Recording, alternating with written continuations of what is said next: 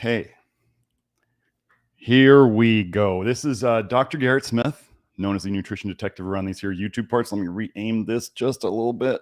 Okay. So, welcome everyone to another Love Your Liver live stream. This is episode number 154. Very sorry for getting off to a very late start today.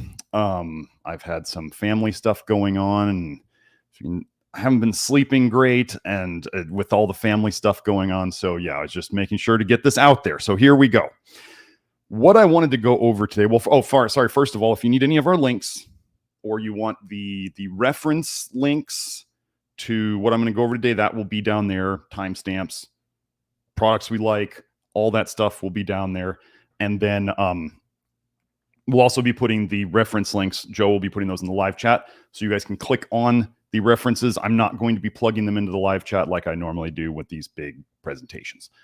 So, what is the topic of today? Today we are going to go over, when I went through this whole glucose and dextrose destruction that I did in a live stream recently, it made me start thinking about B1 and aldehydes, especially the aldehydes that are made from eating sugars, including glucose and dextrose. So, and being that I've already talked about how thiamine B1 is an antidote to aldehyde toxicity, I thought I'd start going and connecting all this stuff, because I already knew that Love Your Liver principles were used to fix B1 deficiency, also known as beriberi. And it's really funny because one of the big promoters of B1 out there had a little history with him on Facebook, where he posted that this woman was eating a diet heavy in like sweet potatoes and spinach and some other super high vitamin A food. And he goes, "What's her problem?" And I'm like, he lists out her symptoms or whatever. And he goes, "What's her problem?" And I said, "She's got vitamin A toxicity." Duh. And he's like, "No, it's thiamine deficiency," because for those of you who know, in the thiamine world, the thiamine crazy people, see, there's always these crazy people in everything. They'll think thiamine fixes everything and iodine fixes everything. And they've got one focus. Now, does vitamin, here, people might say that about me. Oh, Dr. Smith says vitamin A toxicity is everything. Well, it isn't everything. Those people don't understand my program at all. And what we do, is it a big part that people are ignoring and eating too much of because they think it's good for them? Yes. But is it everything? No, we'll go over that. We'll show you that today. But what I'm going to connect to you is that one of the things we talk about here is that aldehydes are at the root of many, many, many chronic diseases. So is protein deficiency, which we'll cover here too. And using things that are antidotes to aldehyde toxicity can fix aldehyde toxicity for a bit. But the root causes, slow ALDH and all that other stuff, are still going to be there. And it's better to fix it with diet. What we see on the, let me explain one more thing on the program. What we see on the program, I do talk about B1 thiamine, and people can try it and see if they feel better. If they do, what I tell them is that over time, you're not going to need it anymore. Why would that be? Because on the thiamine crazy groups, they will say you're going to be on thiamine forever.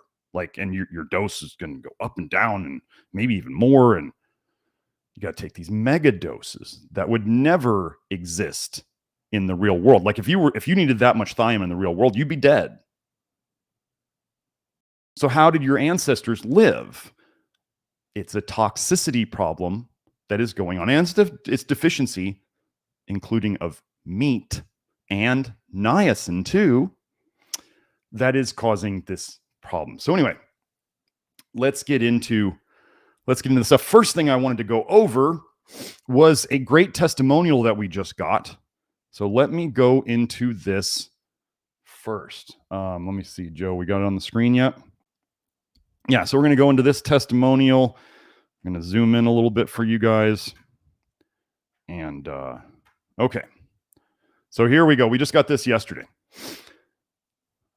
I've been following the Love Your Liver program for about 9 months under the guidance of Dr. Smith and the principles he teaches. I did about 3 months of following a low vitamin A diet when I first found Dr. Smith on YouTube.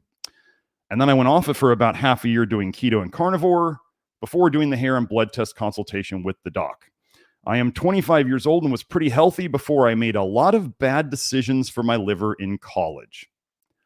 Alcohol, recreational drugs, oral steroids. The list is extensive and embarrassing. If you don't know, oral steroids are especially bad for the liver if we're talking about oral androgens like performance-enhancing drugs. If we're talking about oral corticosteroids like dexamethasone or hydrocortisone, those are also not good for the liver either. So neither of them are good. When I realized the mistakes I made at age 22, I decided to start eating healthy and change my lifestyle. We all know how that ended. Well, that's so many people here, right? I was in a pretty dire situation when I came to Dr. Smith for help, and since starting to follow his work in November 2022, the following symptoms have resolved.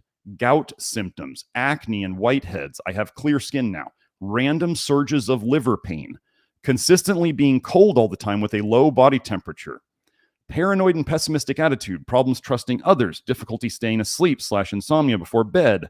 Waking up multiple times at night to pee, only once now, and a cessation of burning, a stopping of burning, and warm sensations in the kidneys / lower back area. I have also noticed big improvement in my ability to articulate thoughts, including writing this out. My voice is deeper and I am more confident. I have less earwax and mucus in my nostrils, and I have an easier time growing hair / building muscle. I was skinny fat before, lost about 20 pounds. My hair was also thinning. There are a host of symptoms that have decreased by about 95% in severity and have nearly disappeared. The more I stick to the consistent practice of avoiding vitamin A, the more exponential the rate of experiencing benefits / decrease in symptoms. This does not mean anybody can force their way to getting to this stage, just like Dr. Smith says. Dextrose, don't. If you're going to be dumb, you better be tough. I knew this and was still dumb, which is even dumber. I am young and was fairly healthy before I got really sick, and it has taken almost 2 years in total to get to this point, and 9 months of complete dedication to avoiding vitamin A. So for those of you who want a quick fix, you want to actually fix the problems, it still has taken almost 2 years for a young man in total to get to this point, and 9 months of complete dedication to, you can't avoid vitamin A completely, but avoiding, we call it reducing or minimizing. The list of symptoms that have almost resolved: nerve / joint pain, chronic knee / hip pain, muscle / nerve tightness, constantly feeling in a state of fight or flight, or just feeling tense, nausea and an inability to eat, acid reflux and heartburn symptoms, hypertension symptoms and breathing issues, irritability, and unpredictable mood swings. So let me emphasize something here, folks. I worked with this gentleman doing the hair and blood tests, and he's been doing the Love Your Liver program on his own alongside it. As he would attest to, we don't have protocols for any of those issues that he just went over. We have concepts and principles more than just avoiding vitamin A that people need to do and figure out what works best for them. But I did not tell him, oh, here's what you do for feeling tense. Here's what you do for nausea. Here's what you do for acid reflux. If you want to go see my acid reflux episode, you can go see that. We talked about things that people might do symptomatically to help, but fixing the root cause, we use the same concepts and principles for all of it.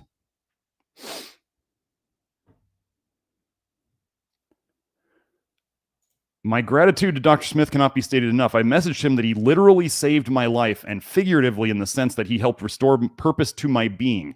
My goal is to help promote the message he is trying to share as much as possible and wake people up to the truth of this movement. I will keep this testimonial anonymous because it is not about me. It is about getting people better. If you don't believe this is a real testimonial, I've given to Dr. Smith permission to share my name with anybody who needs a match. He's saying, I've given Dr. Smith permission to share my name with anybody who needs a match, to match a face with the story. The list of symptoms that continue to improve and get better each day: difficulty concentrating, ADHD symptoms, memory issues, anxiety and depression symptoms, brain fog and trouble thinking 100% clearly, fatigue and motivation issues, and increasing subjective well-being, enjoying the little things in life more each day. These symptoms from my judgment have restored over 50% to the original baseline before my health problems and bad decisions in my early 20s.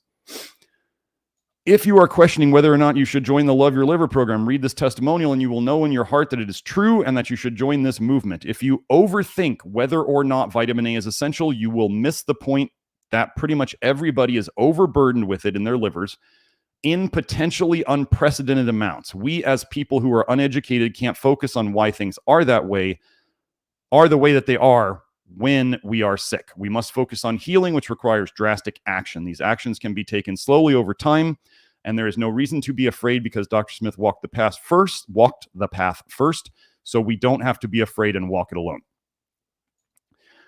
I have never feared for my life or anticipated that I would until I reached an old age. When I was in this state of fear, Dr. Smith was the only voice of reason that shined through the darkness and gave me hope that I could one day make it out of the hell on earth I was experiencing.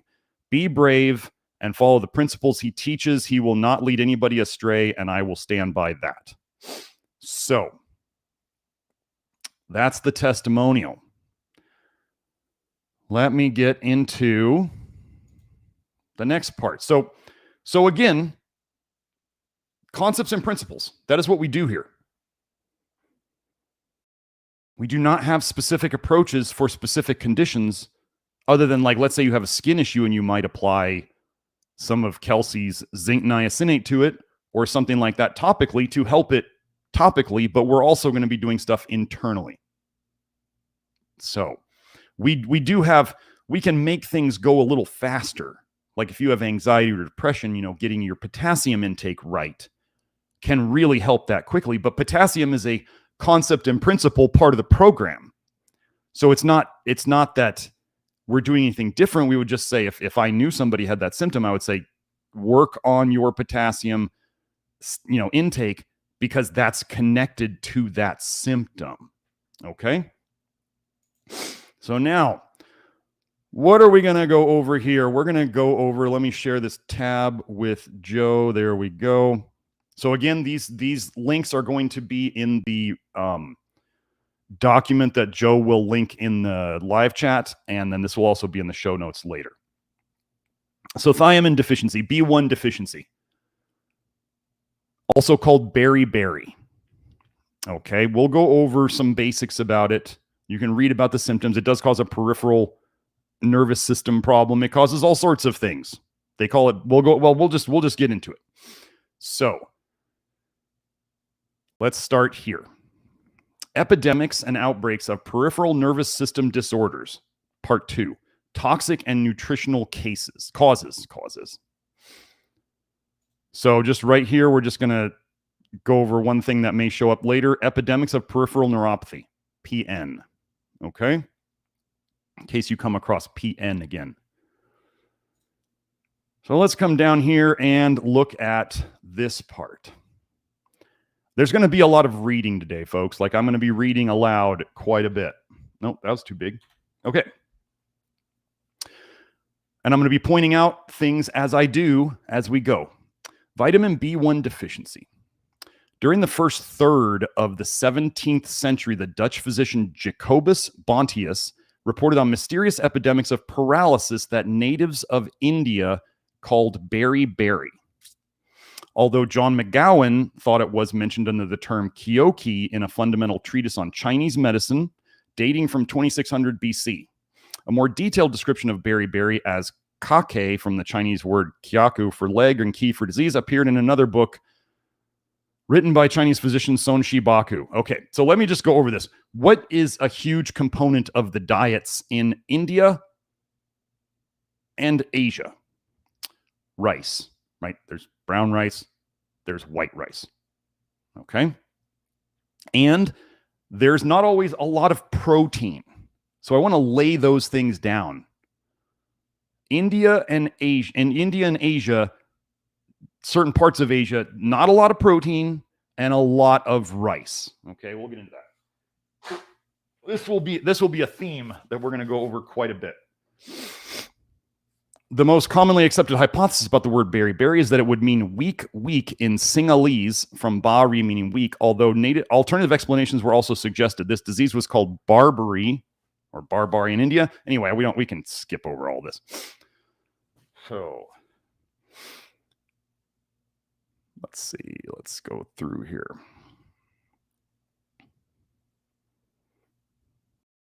Oh, so let's go over. So beriberi, the condition, the diseases of beriberi, can it be connected to B1? Yes. Can this present as many diseases based on the combination of toxicities and deficiencies and genetics that these people have? Okay.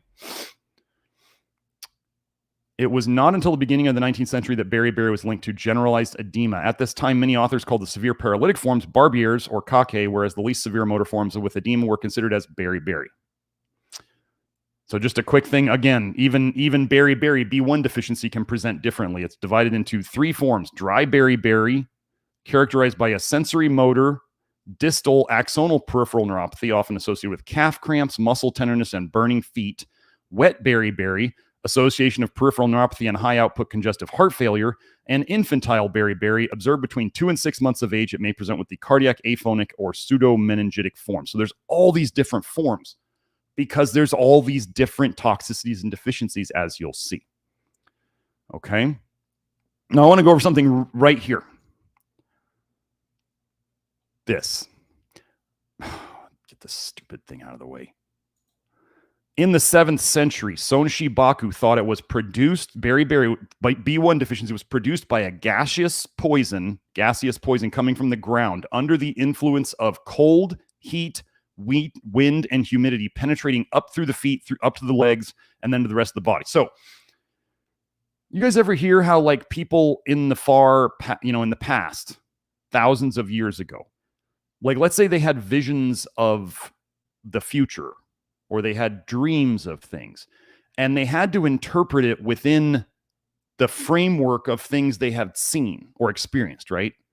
So, if somebody was imagining a car now, they'd like talk about it like a wagon that didn't need horses or something like that, right? So they put it in the terms that they understood.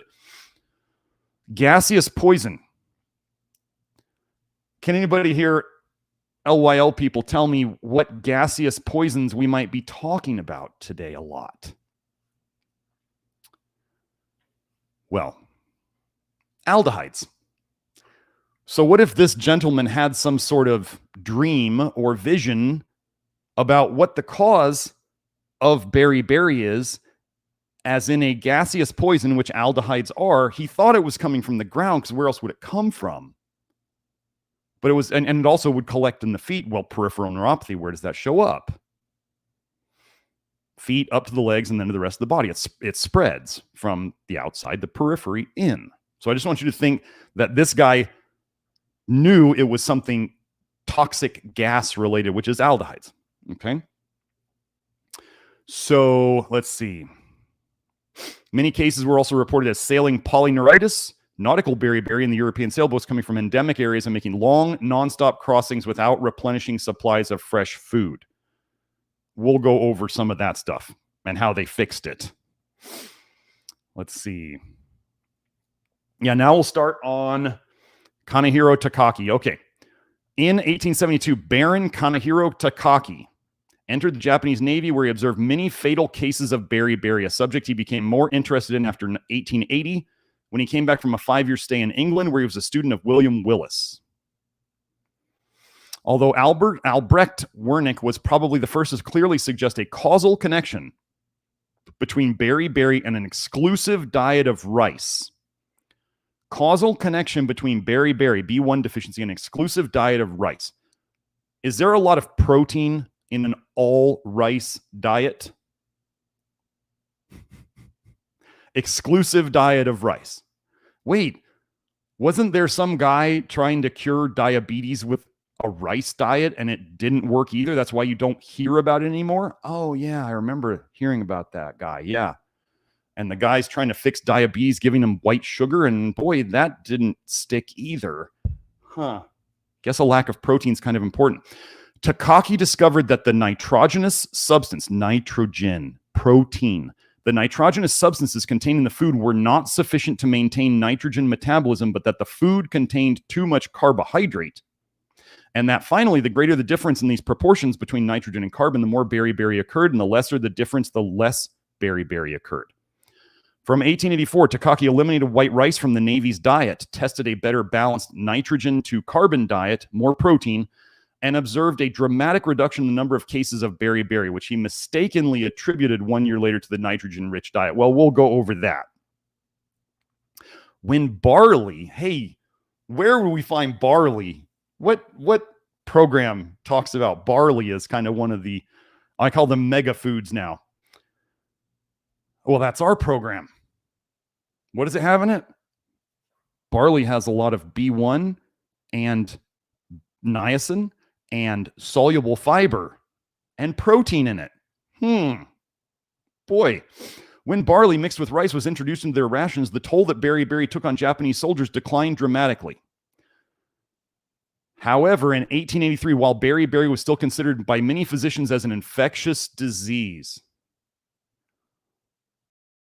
diseases are toxicities and deficiencies. Stop thinking pathogens. Pathogens only grow in the soil that will support them, first of all. That's where they were trying to say that it was an organism that caused it. Oh, this is great. The Dutch physician Christian Eichmann was initially convinced that beriberi might be of bacterial origin and decided to study it in chickens. He accidentally discovered that chickens that were fed polished rice purchased for the army developed polyneuritis gallinarum, a disease whose symptoms resembled beriberi. I just want you to keep remembering when you push too much rice in the diet, you kick out protein. Okay? So let's see. Nowadays, we know that thiamine deficiency may be observed in other conditions such as chronic alcoholism, aldehydes, lack of protein, persistent vomiting, anorexia, lack of protein, or after bariatric surgery, they just jacked up your digestive system so you don't absorb things well. So, was there anything else in this one? No, that's it. So let's keep going. This is another article. How killer rice crippled Tokyo and the Japanese Navy. One stubborn doctor pioneered a cure. So we're just going to go through we're going to hit on some of the things here. While most diseases ravage the poor and vulnerable, kake afflicted the wealthy and powerful, especially city dwellers. This curious fact gave kake its other name, Edo Wazurai, the affliction of Edo. But for centuries, the culprit of kake went unnoticed. Fine, polished white rice. And we'll go over this later. It especially tends to hit Asians. Am I being racist right now? No. 50% of Asians have a genetic slow ALDH, aldehyde dehydrogenase enzyme.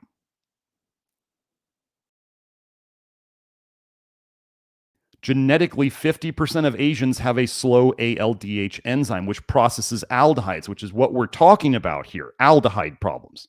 Okay? So, gleaming white rice was a status symbol.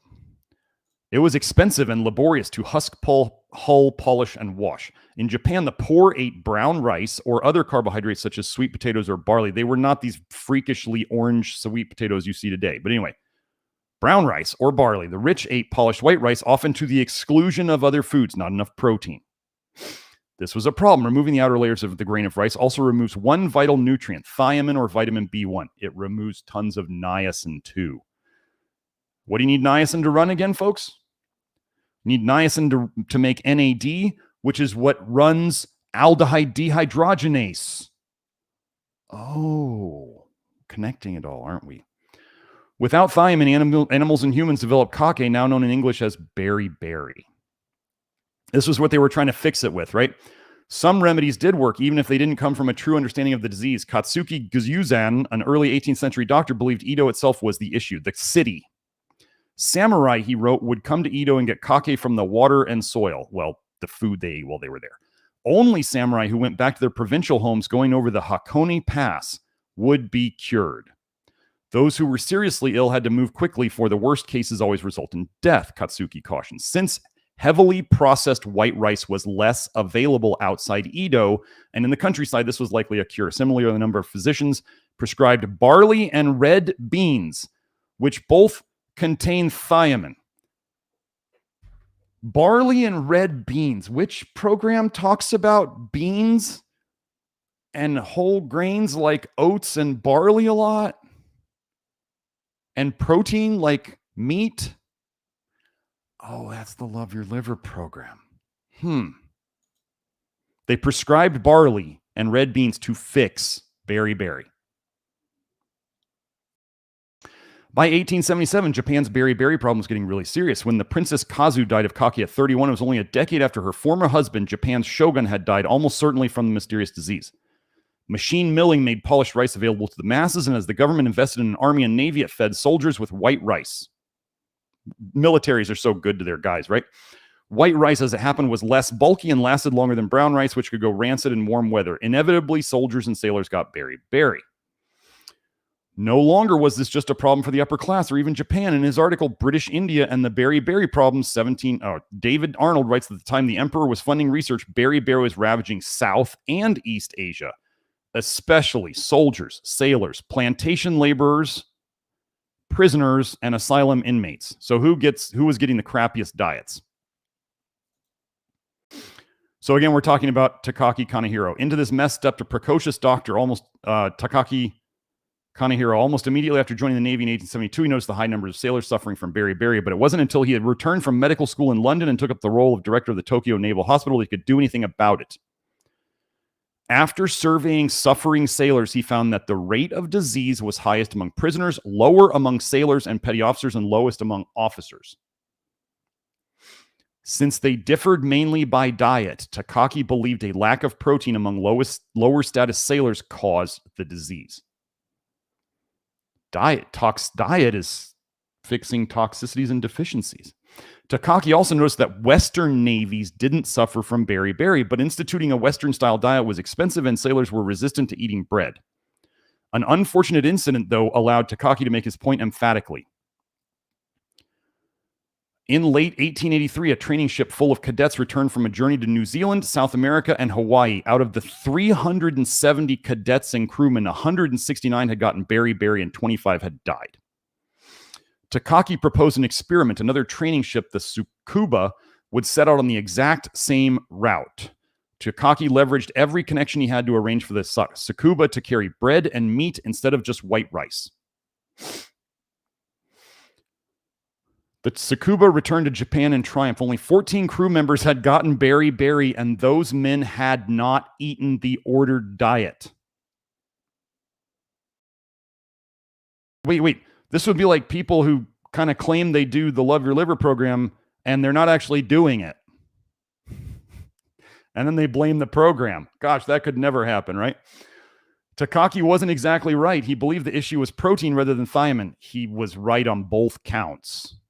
But since meat was expensive, Takaki proposed giving sailors protein-filled barley, which is actually rich in thiamine. It's got both. In the face of this evidence, the Navy began mixing rations with barley. Within a few years, beriberi was almost totally eradicated in the Navy. I want you guys, Joe, find the live stream I did on rickets being a meat deficiency. So here you can watch another one of my live streams connecting a nutritional disease, supposedly vitamin D deficiency, to actually being connected to a meat and zinc deficiency. Hey, do you think zinc deficiency is going to play a role here? Yeah. But only in the Navy. Takaki became Navy Surgeon General in 1885, yet other doctors attacked his theories and questioned his results. The sad result was that the Navy ate barley, the Army ate only rice. According to Bay, the use of barley smacked of discredited traditional Japanese medicine to many Western-trained doctors. Gosh, imagine Western-trained doctors being royal, arrogant a-holes and thinking they know everything. Discrediting the stuff that's actually working in the real world. That doesn't sound like anything you guys know about, does it? Plus, recruits were enticing the Army by promises of as much white rice as they could eat.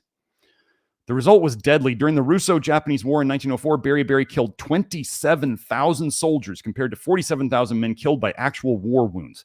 Finally, barley became a vital battlefield ration. The source of a disease that had ravaged Japan's leadership and kneecapped the military was identified. It was the country's staple crop, everyday meal, and cultural touchstone, simple white rice. Vitamins had yet to be discovered. Oh, they've done so much good for us since they've discovered vitamins, right?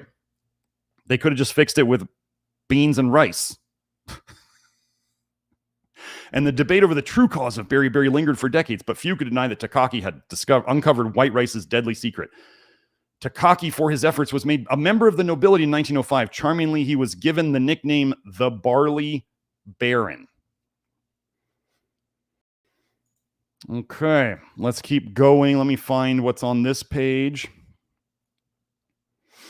So again, we're hitting on this one more time, but I'm trying to just hit the stuff that we haven't done yet. So Kanehiro Takaki and the control of beriberi in the Japanese Navy. So let's see. This is the one with the nitrogen. Apart from his epidemiological research, Takaki worked hard to promote what we would today call patient-centered medicine. I would say that this is what I do as well. Like I'm very connected to this guy, I feel. So let's go find the next part.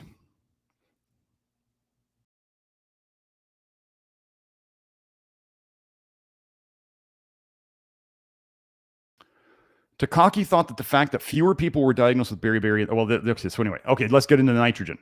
So he examined the contents of meals served in the Navy and analyzing them nutritionally. Although the ratio of nitrogen to carbon in the diet, so he's pretty much talking about protein to carbs in the diets of healthy adults was 1 to 15.5. He found that it ranged between 1 to 17 and 1 to 32 among sailors, and that a ratio of greater than 1 to 28 was almost always associated with beriberi, a lack of protein and an excess of carbs. Carbs turn into aldehydes in your system. Interesting. We'll go over how aldehydes connect to protein too, and B1. Based on these findings, he hypothesized that beriberi was caused by a diet insufficient in nitrogenous elements, protein, what we would now call protein. Takaki proposed that meals richer in protein should be provided by the Navy to prevent and treat beriberi, and his proposal was adopted in 1884. So, yeah, this is a little more on the experiment they did. At around the same time, an event occurred that would support his hypothesis. The training ship Ryuho or whatever had sailed from Shinagawa on 19 December 1882 and returned there on 15 October 1883 after calling at New Zealand, Chile, Peru, and Hawaii. During the voyage, 169 of the 376 crew members had developed beriberi and 25 of them died. They had to stop over in Hawaii because too many of the crew were unfit to continue the voyage. The nitrogen to carbon ratio had been 1 to 28 in the meals of sailors, 1 to 25 in those of petty officers. Remember, they had less.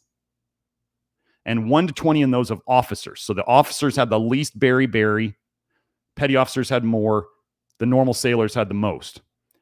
After taking on meat and vegetables, however, those who had been ill had recovered.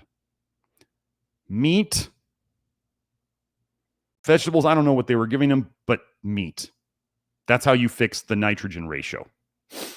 So, the comparison of results on the two ships revealed the relationship between the frequency of beriberi and dietary protein intake.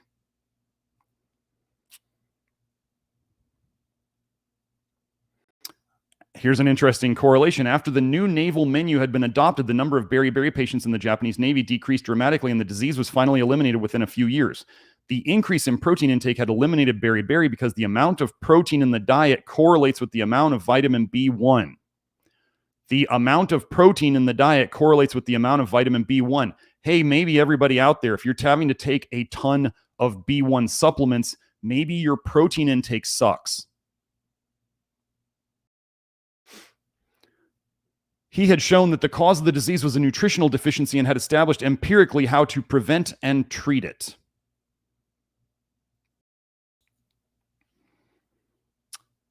Let's keep going. Let me see what I can find in here that I haven't already been over. Yeah, let's go over the different presentations of B1 deficiency or beriberi.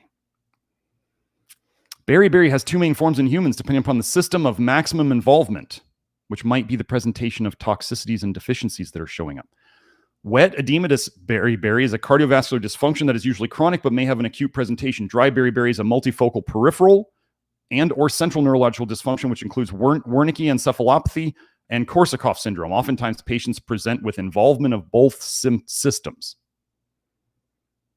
So you could have like that. They're saying at least 3 different presentations. You could have one or the other or both.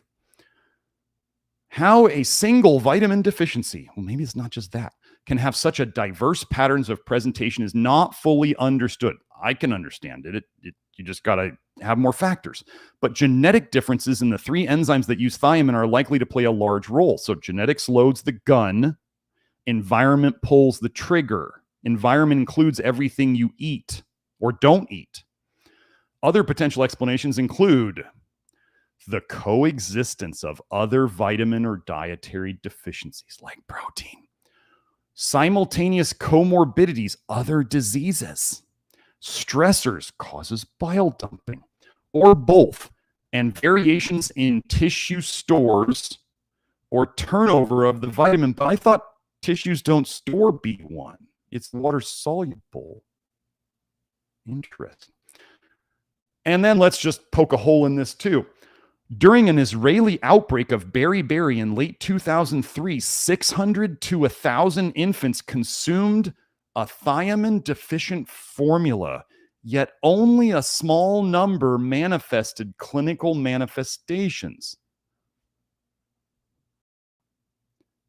How do they have a B1 deficient diet and almost none of them had problems?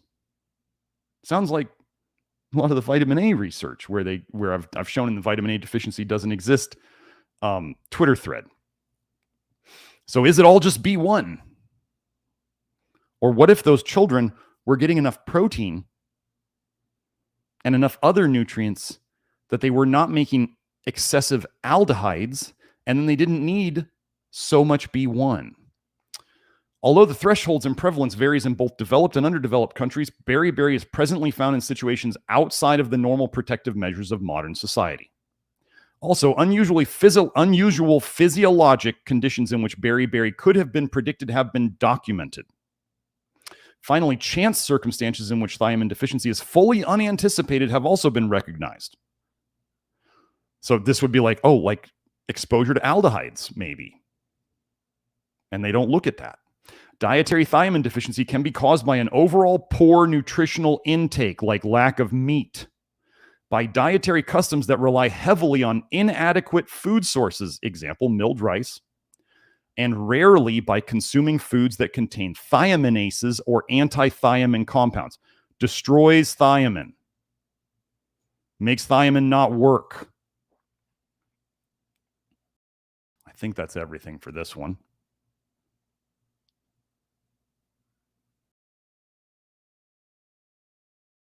That's it for that one. So let's head to the next one. Let me look here. What's the next one? We're going thiamine and niacin. Okay, so just want to go over. Let me find which one it is. There we go. Okay, so we're going to go over just a quick thing. This is I'm not going to spend much time on this. We're going to go over B1. We're going to go over some of the foods that, okay, so the things I'm telling you. Niacin is vitamin B3. We only talk about nicotinic acid or flush niacin. We do not talk about niacinamide. We don't talk about NMN. We don't talk about nicotinamide riboside. We talk about nicotinic acid, aka flush niacin. This is actually what's found in brown rice. And then we're also going to talk a little bit about thiamine, right? So thiamine, what I'm telling you right now, and you're going to see it later, thiamine binds to aldehydes. Thiamine binds to aldehydes, which can make them less toxic, which helps protect you from their toxicity. So if you had an aldehyde toxicity, let's say somebody was an alcoholic and they're making tons of acetaldehyde. Well, alcoholics can get beriberi. So you're making tons of acetaldehyde. You're binding all of your B1 to it to protect yourself. It's an antidote. And then you lose the B1 as part of that process. And then your diet, an alcoholic's diet, a chronic alcoholic's diet might be made up of a lot of alcohol. So they're not getting protein there either. and they're depleting their niacin because niacin runs all your detox pathways. So anyway, just wanted to go over here real quick. So foods with niacin in it. Chicken, turkey, meat, beef, chicken, turkey. Wow, interesting. That's on the Love Your Liver program, right? Poultry and red meat. They actually mention brown rice as a very good source of niacin. So if you mill the rice and you take off the brown of the brown rice, not only are you taking away the B1, which binds to aldehydes to help make them less toxic, but you're taking away the nicotinic acid, which helps you make NAD, which is the gasoline to run your detox enzymes. Well, pellagra is vitamin B3 deficiency. Pellagra has a whole host of presentations. Beriberi has a whole host of presentations. Do you remember hearing about how all these different berries and they have all these different presentations? Now we have niacin and thiamine, both involved in processing aldehydes. So we have the different aldehydes toxicity, and then we have niacin deficiency, and then we have thiamine deficiency. So let's say you had a bunch of aldehydes and they start giving you a big supplement of B1. And I feel so much better. And it got some of your symptoms better. That thiamine is binding to those aldehydes. That's what it's doing. And then as we get people less toxic, and one of the biggest things we do is we get their ALDH running better, so they process aldehydes better, then eventually they find that they don't need to supplement thiamine anymore. You following? We fix the root cause of supposed thiamine deficiency. Okay? Just here again, we're going to talk about rice.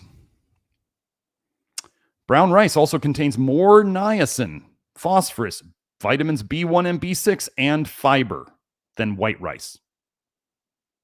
Gosh. Niacin, B1, fiber. We know it also has a bit more protein, not a ton, but a bit more. Fiber is important as it can help with weight and cholesterol management. One systematic review and meta-analysis found that every 50 grams, about a quarter cup, serving of brown rice led to a 13% lower risk of type 2 diabetes, leading researchers to conclude that white rice was associated with increased risk of diabetes, while brown rice had the opposite effect. Brown rice led to a 13% lower risk of type 2 diabetes. White rice led to, I believe one study showed 11%, or it might even been, I think there's two parts to that study. One part of it says 11%, another part of it I think says 50%. We'll go over that. So, as it mentions here, one downside of brown rice has been shown to contain arsenic, which is a problem. Guess what arsenic depletes in your system? Zinc. What are people who are eating way too much white rice or brown rice not getting enough of? If they're not eating meat, they're not getting enough zinc. Do you see how all of this works together? Now, if you wanted to know how to wash your rice or clean your rice, there's multiple different ways you can do it. That we go over in the Love Your Liver program. There's a brand of rice called Lotus Foods that is expensive, but they have the lowest arsenic of any rice out there, and they have done the testing to show it. Okay? So you start to see that there's a combination of problems with rice. I'm not saying, okay, let me back up here. Everybody, there's a lot of people on the Love Your Liver program that eat rice.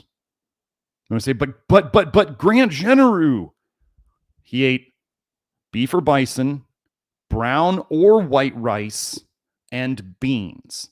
So I want you to understand, yes, he ate rice, but he was eating beef or bison and beans to counter that. And he didn't have all white rice. He had plenty of protein from beans and red meat. There's a reason. We are not anti-carb here. Eating an excess of carbs can cause problems, as we'll go over, including, well, let's just remind ourselves, what is the main broken down carbohydrate source in rice for those of you who are still under the glucose and dextrose spell? all of the carbohydrates in rice are glucose. All of them. So let's just go into barley now. Get back up here. Okay, what is barley high in? Studies report that barley, that it's soluble fiber. Who talks about soluble fiber? Oh, that's us. And niacin contents contribute to its cholesterol management benefits. One of the earliest things that Grant said was an easy way to know if you were vitamin A toxic. And I agree with him on this. This is not the only indicator, and it's not a great one, is high LDL cholesterol. You know that LDL cholesterol has vitamin A in it? Now, you got to remember, over and under types, you could have high cholesterol, which I used to have. I don't have high cholesterol anymore, and I never tried to fix it. We fix it by getting less toxic. Now, if you're a person who chronically has really low cholesterol and you're not well, that's a problem too. Your liver's not making the cholesterol right. It's stuck. So just be aware of that. And let's just go and see what did barley do in a study on lifespans of mice. Association of lifelong intake of barley diet with healthy aging, changes in physical and cognitive functions and intestinal microbiome and senescence. I believe, yeah, senescence. Let me just go over that definition so everybody has it here.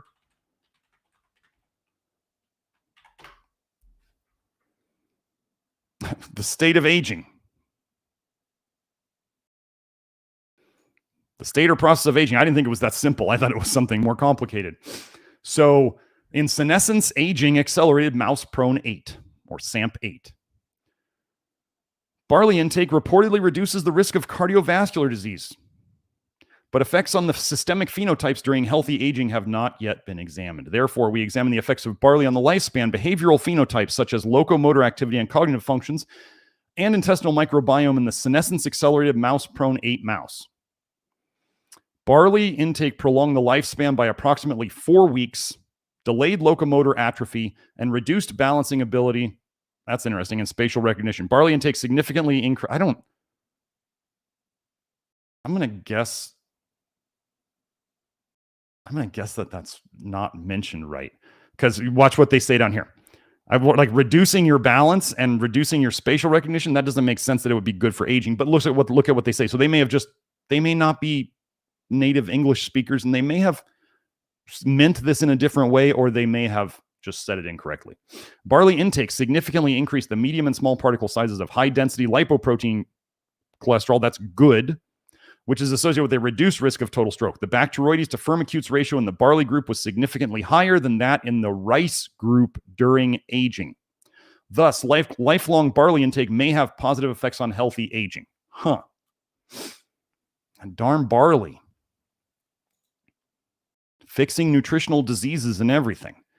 Let me go find the next part I wanted to go over. So now we go to, we're going to go have some fun with white rice now.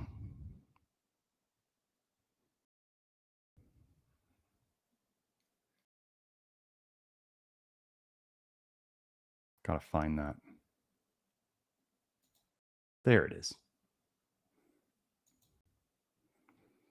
So, as we mentioned before, let me make this bigger.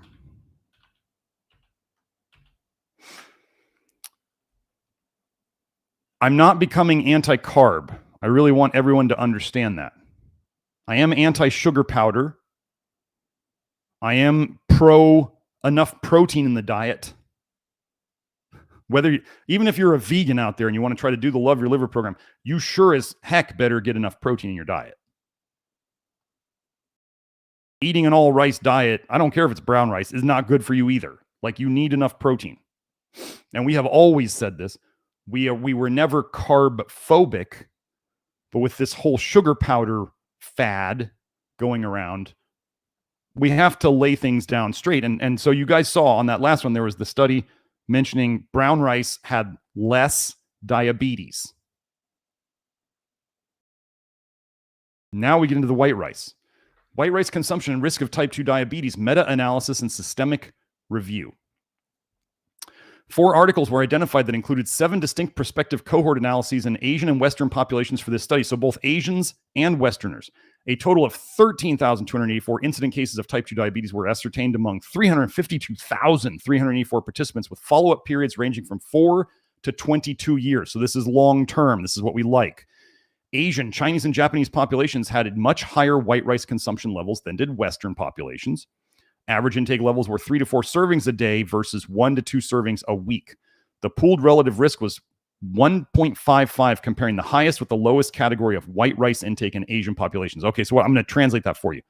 55% more risk of diabetes comparing the highest rice consumers with the lowest rice consumers. This means 55% higher risk of diabetes. I'm going to suggest if you're doing the Love Your Liver program, you might want to reconsider your white rice. Whereas the corresponding relative risk was 1.12 in Western populations. So they're saying in Westerners, a 12% higher risk in the highest consumers of white rice in the Westerners versus the lowest. And they were saying the Westerners didn't eat that much, and there was still a 12% difference. In the total population, everybody together, the dose response meta-analysis indicated that for each serving per day increment of white rice intake, the relative risk of type 2 diabetes was 11% higher. For each serving per day, it went up 11%. Conclusion: higher consumption of white rice is associated with significantly increased risk of type 2 diabetes, especially in Asian, Chinese, and Japanese populations. Chinese and Japanese populations, 50% of them have ALDH genetic deficiency.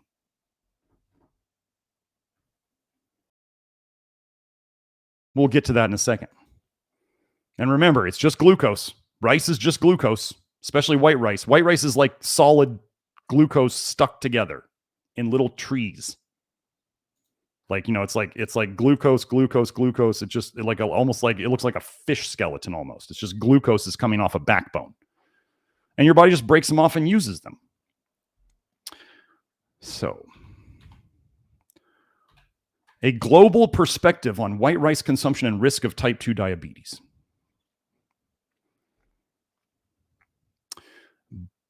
Bavadarini et al. Evaluated the association between white rice consumption and diabetes risk in 130,000 patients aged 35 to 70 years in the prospective urban-rural epidemiology cohort study. This study's unique feature is that it represents 21 countries in Asia, North and South America, Europe, and Africa.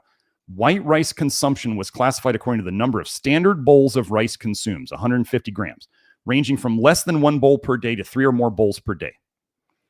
Participants with high rice consumption had a very high intake of carbohydrates, 71% of total energy, and low intakes of fat, protein, and fiber.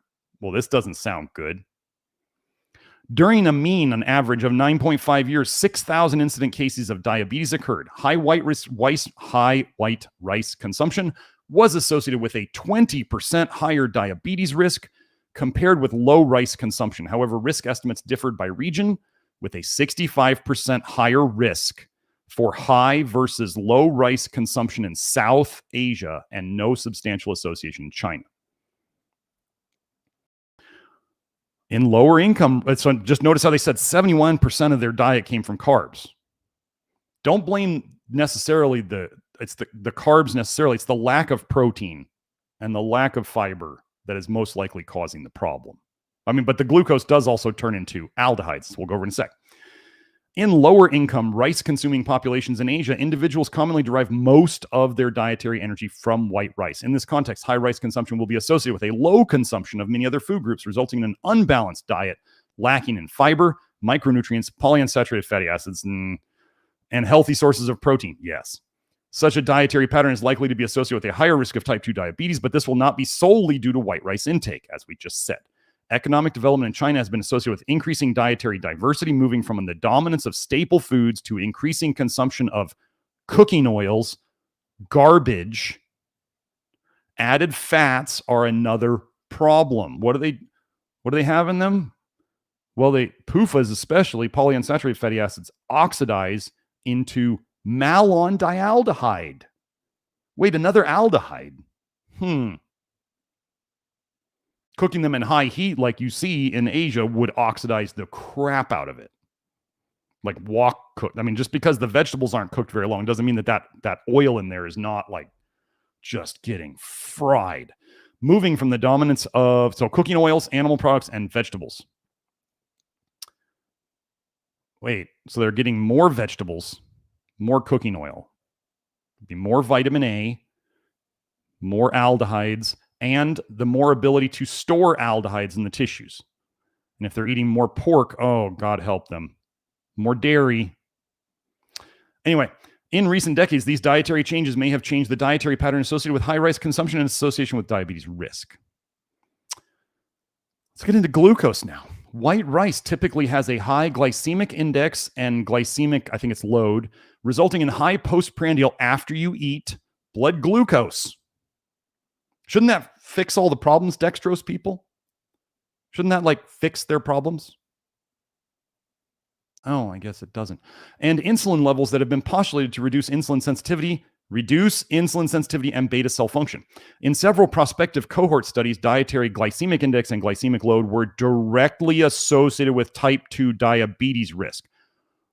White rice is all glucose. You glucose dextrose folks are in for a rough landing. Rice is all glucose. No, rice is not curing anything. Based on this mechanism, the impact of white rice is expected to be greater in populations with a higher overall dietary glycemic load and in ethnic groups that are more susceptible to insulin resistance, such as South Asians, because of ALDH2 deficiency genetically. Arsenic and other contaminants may also contribute an adverse effect of rice consumption on diabetes risk. Remember, arsenic needs zinc to detox. High rice diet, low on zinc.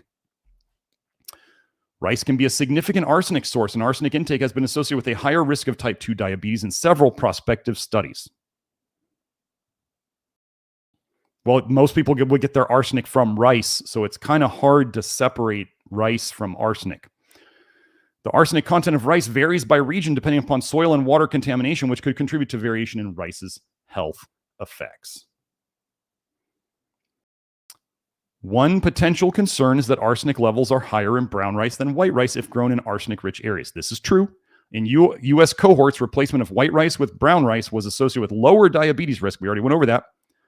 Although the risk reduction was greater for replacement with mixed whole grains.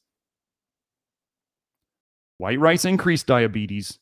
Brown rice decreased diabetes.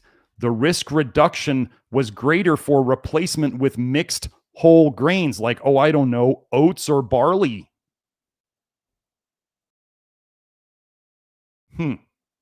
We keep having all these papers like supporting what we do in the Love Your Liver program. It's really crazy. It's almost like what we do is based on research. So this is a reminder. Well, actually, wait. Let me just check something, Joe. I'm going to leave it on this one for a second. Let me make sure the next part I wanted to go to.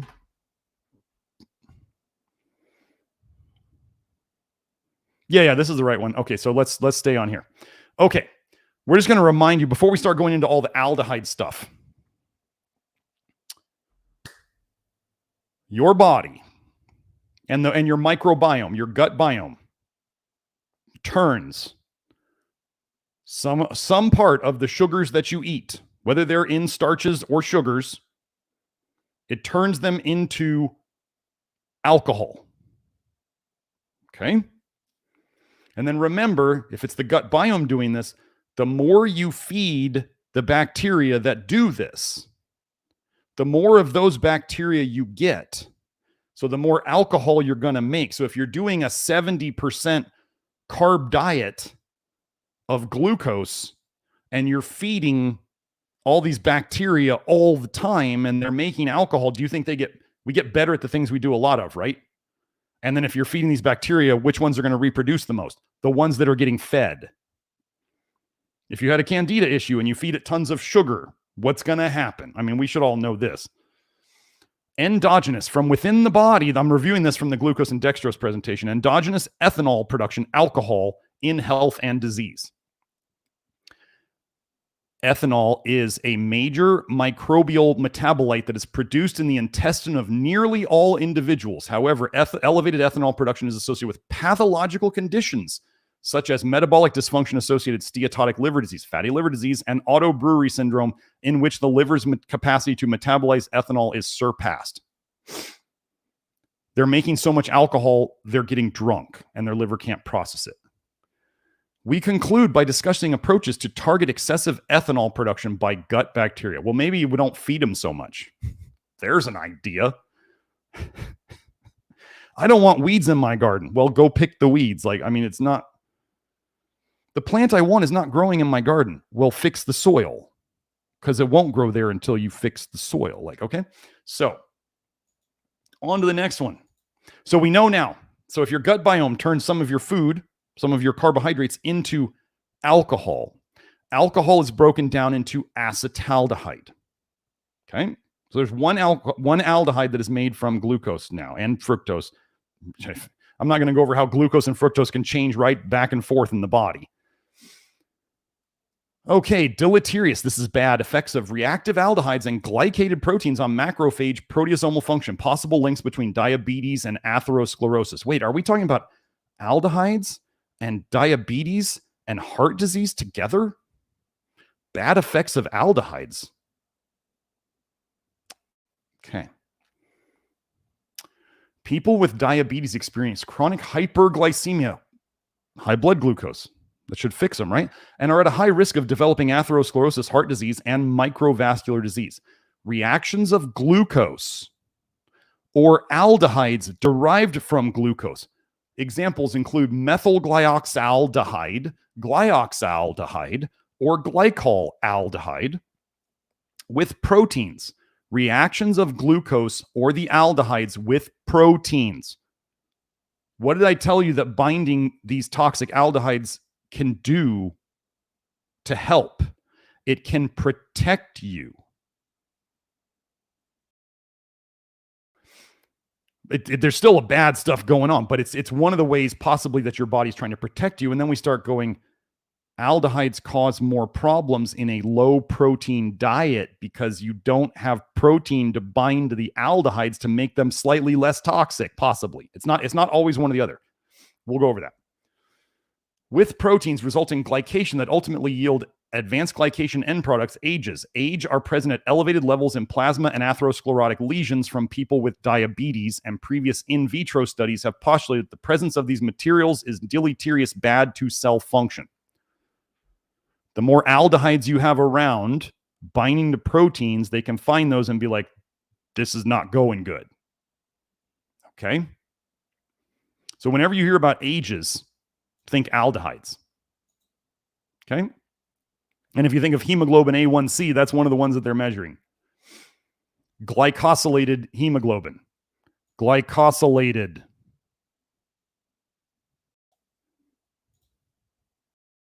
Did I have anything else in here?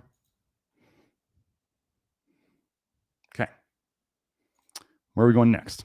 Oh, so now let's go into, we're going to do a fun thing. We're going to show all the things that healthy people are doing that break down B1, including things that people who are in the B1 crazy groups should know, but maybe it hasn't been shared with them. I don't know, because they think they're healthy.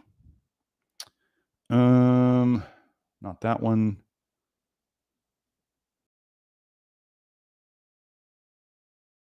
Wait, we just want the one with 2. Hold on, let me find the... There it is. Got it. Okay. Got to get all the way back up here. And refresh.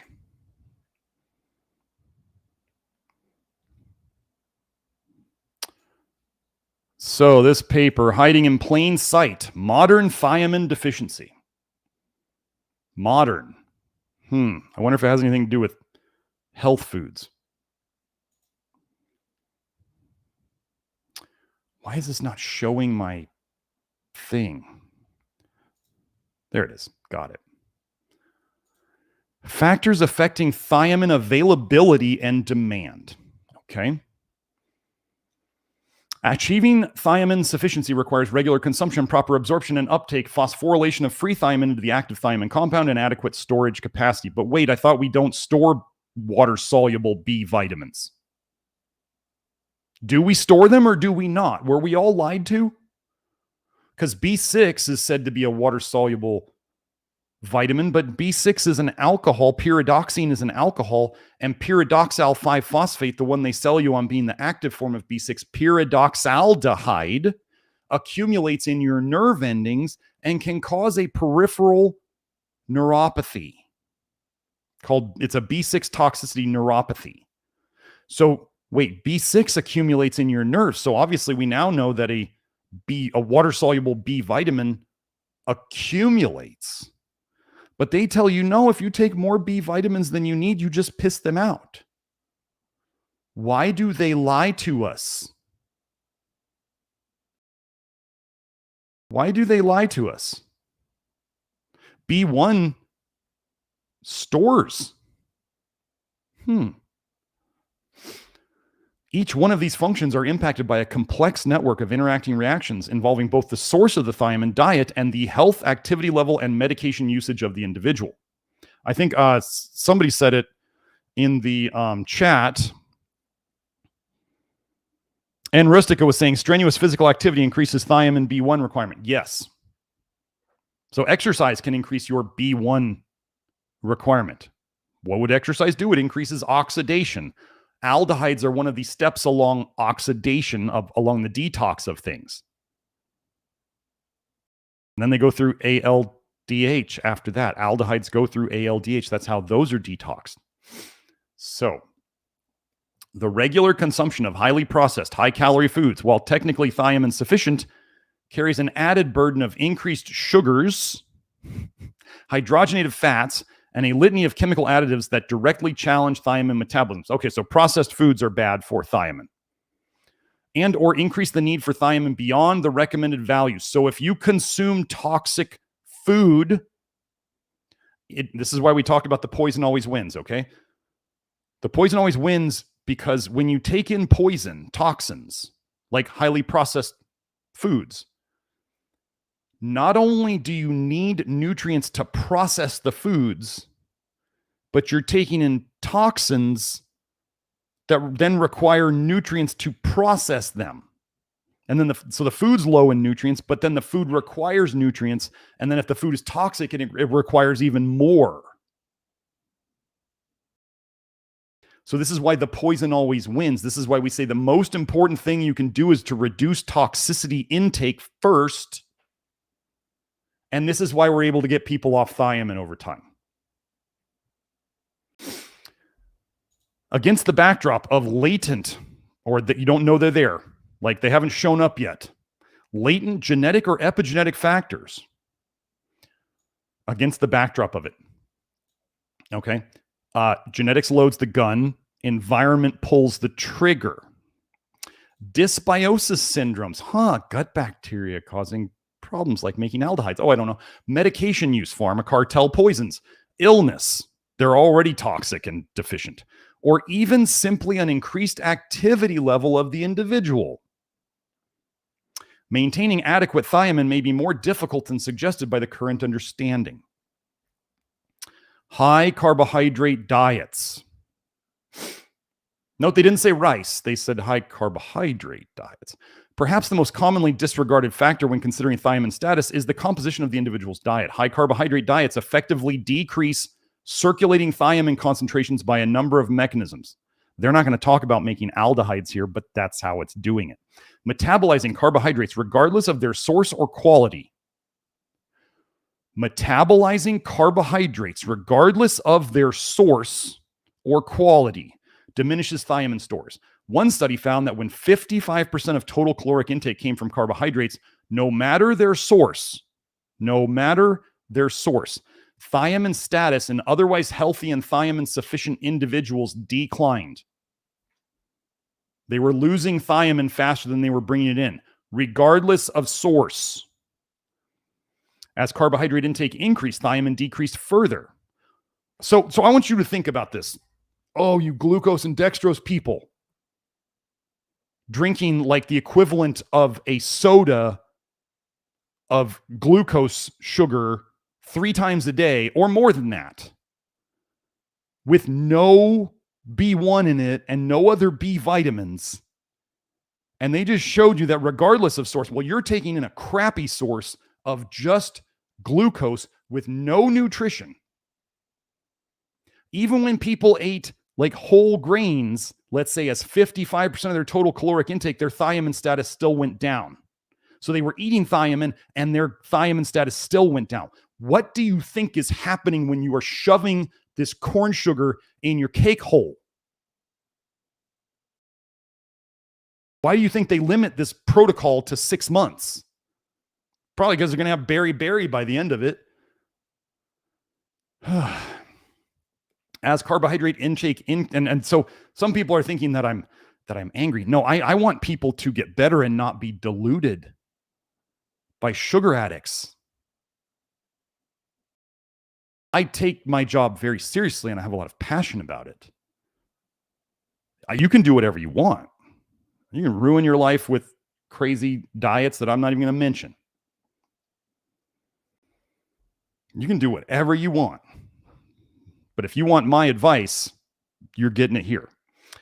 So as carbohydrate intake increased, I don't know, adding milk to your sugar, anybody? Anyway, those folks are interesting. Thiamine decreased further. In contrast, a lower carbohydrate, higher fat diet slows thiamine loss in thiamine-restricted experimental conditions. Am I advocating low carbs necessarily? No. We have to understand what high carb does. While protein seems to preserve thiamine degradation in foods, protein seems to preserve thiamine degradation in foods so that thiamine sticks around longer and proteins don't turn into aldehydes. Intravenous glucose or dextrose. Intravenous glucose or dextrose may precipitate or bring on Wernicke's encephalopathy, which is a form of beriberi in traditionally malnourished, hyperemetic, they're vomiting, and non-traditionally malnourished. Example, well-fed but undernourished individuals. IV glucose or dextrose. No, it's not harmful. It's all totally okay. May precipitate acute beriberi in people. I guess the glucose guy forgot to read all this. Metabolically, high carbohydrate diets, especially those composed of highly processed, high sugar added foods like sugar water, are associated with hyperglycemia, along with up to 80% of the comorbid cardiovascular disease, a good percentage of neurocognitive disorders, and the general metabolic ill health that plagues Western countries. Hyperglycemia, in turn, is frequently associated with nutrient deficiencies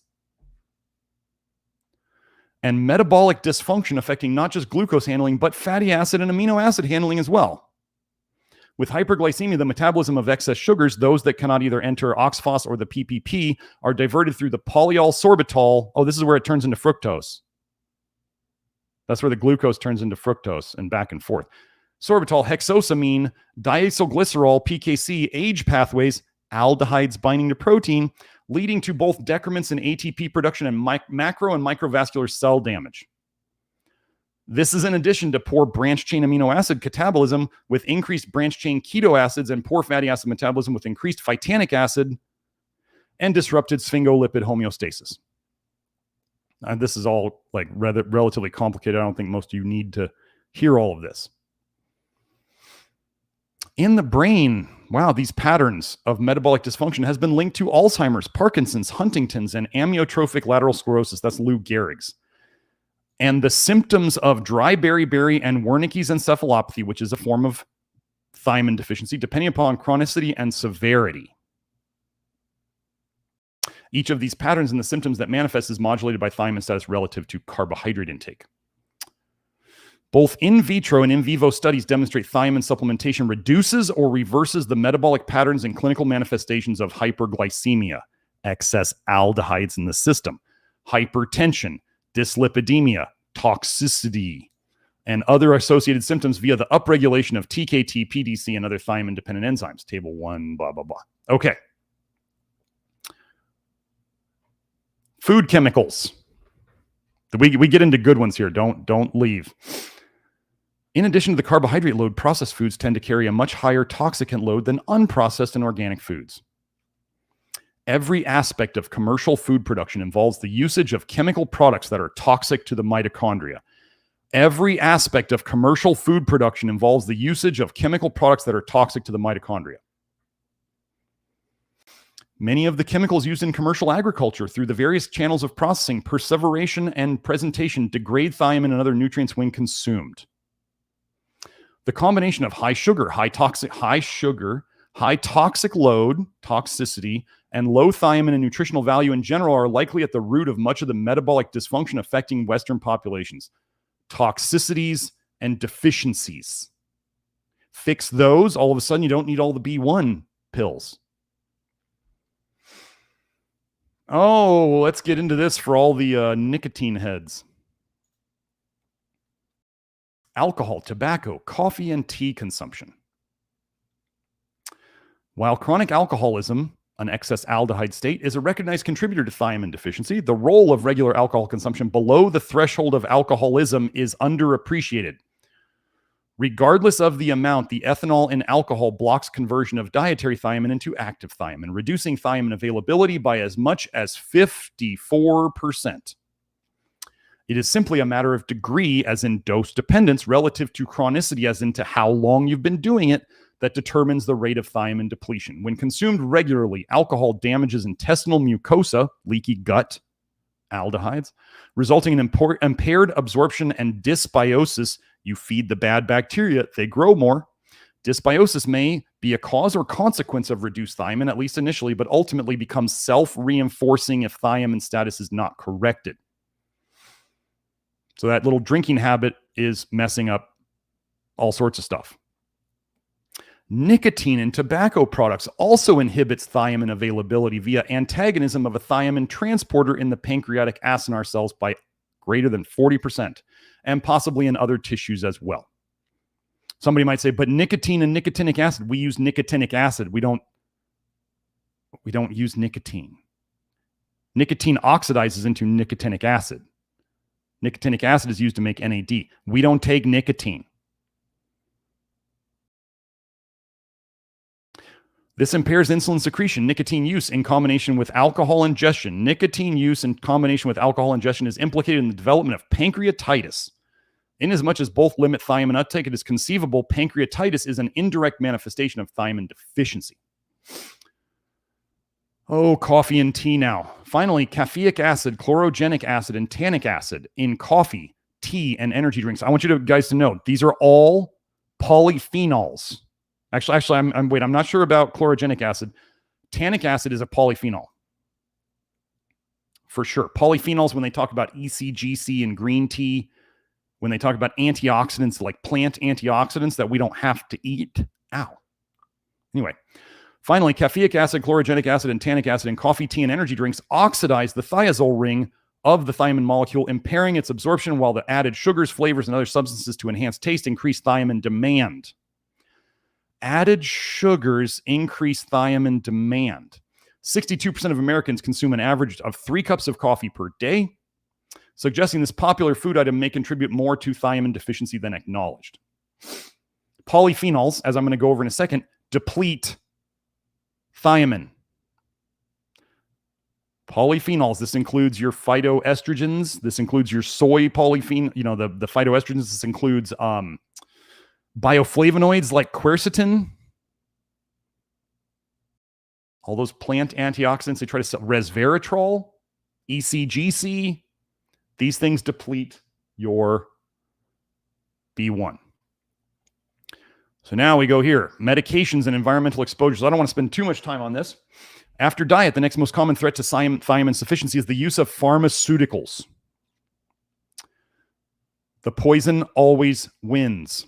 Pharmaceuticals deplete thiamine and other nutrients directly and indirectly by a number of mechanisms. Some of this is by design. Oh, they love us so much, don't they? Such as with antibiotics that target thiamine. And some of it represents off-target effects such as the blockade of thiamine transporters by metformin. Metformin's for longevity. You don't listen to the pharma cartel's garbage. And the 146 other drugs tested for this action. Blockade of thiamine transporters by metformin and the 146 other drugs tested for this action.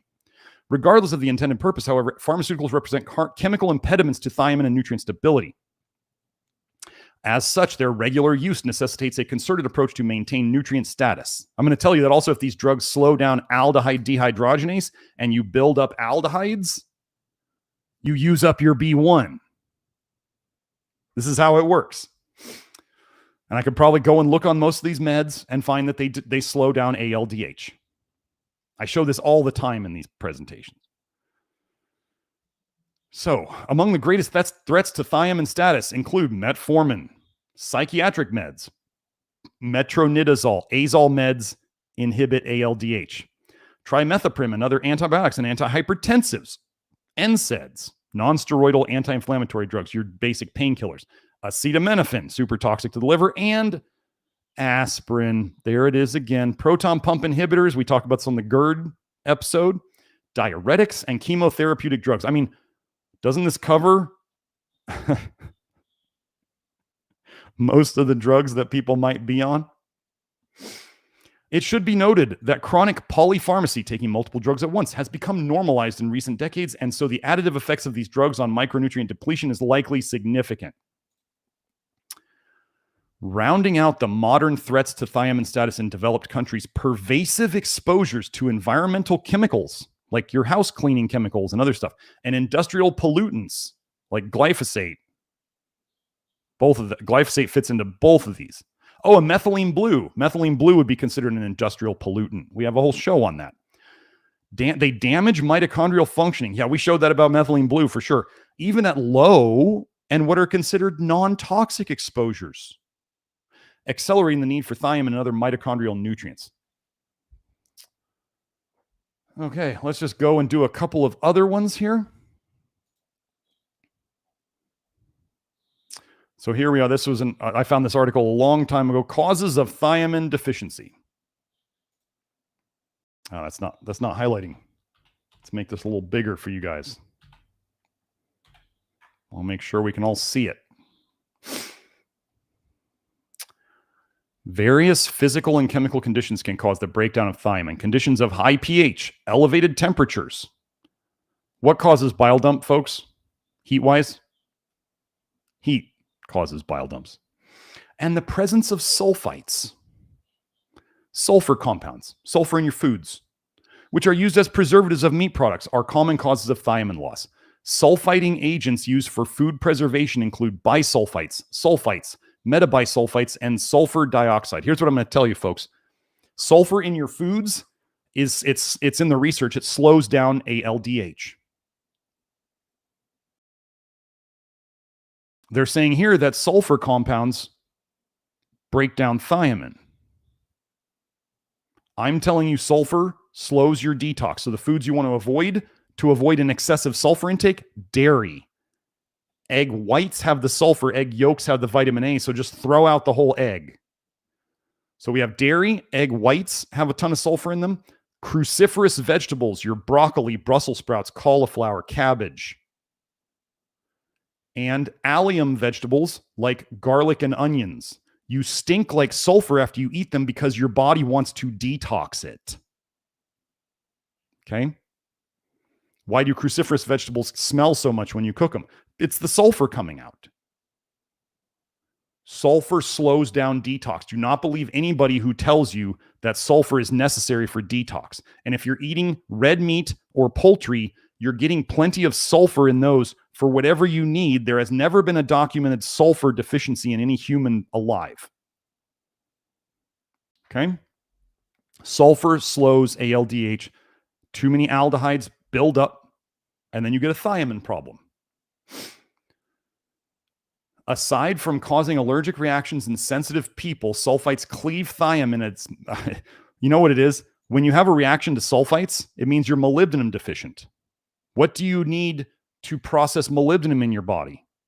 via sulfite oxidase. I mean, sorry, so you need to process sulfites via sulfite oxidase. You need molybdenum to run that enzyme. Molybdenum deficiency is everywhere. What do we use molybdenum in the program? Oh yeah, we use it all the time. We start fixing people's sulfur problems. Interesting. Sulfites cleave thiamine at its methylene bridge, causing its destruction. Sulfur destroys B1. Let's go on to the polyphenols again. Foods and beverages that contain high concentrations of polyphenolic compounds can also cause thiamine deficiency. Polyphenolic compounds are plant extracts, including tannins and catechins, ECGC, that are commonly found in coffee and tea. Hey, what else do they drink a lot of in Asia and potentially India? Oh, tea. Weird that they would have beriberi show up so much there, right? Once you understand this, folks, it all starts to make sense. I was having such fun looking at this stuff up. And then we have here another cause of dietary thiamine deficiency are cyanogenic glycosides. Cyanogenic glycosides are sugar-based molecules, dang, with a nitrile substitution. Examples of the compounds include linemarine and litostrolin, which are present at high concentrations in the cassava plant. Did I have anything else on that one? So those are the things that can actually break down and make you lose more thiamine than you're taking in. Gosh, do they recommend polyphenols as being good for us? Do they recommend sulfur things as being good for us? They do. Gosh, do they want us to get sick? Very strange.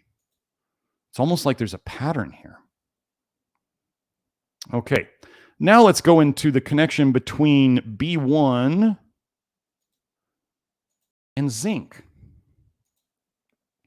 So let's remember, meat would give you a lot of what? Protein and zinc. Meat would get, they said the more protein they got in their diet, the more B1 they got in their diet, the more protein in their diet, the more zinc you'd get, the more meat protein in your diet, the more protein you'd get. Is there any connection between zinc and beriberi,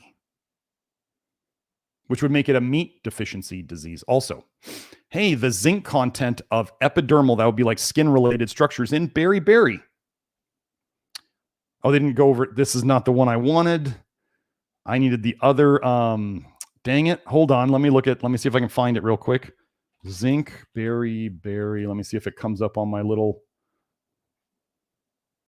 Anyway, I can tell you what they found. I'm not going to. Let's see if we have a full text. Yeah, there we go. There we go. Why they wouldn't have the whole paper.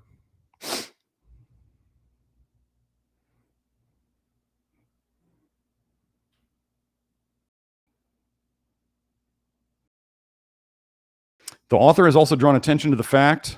Oh, sorry, I got to share my screen. The author is also, this is the paper, the zinc content in epidermal structures in beriberi, 1938.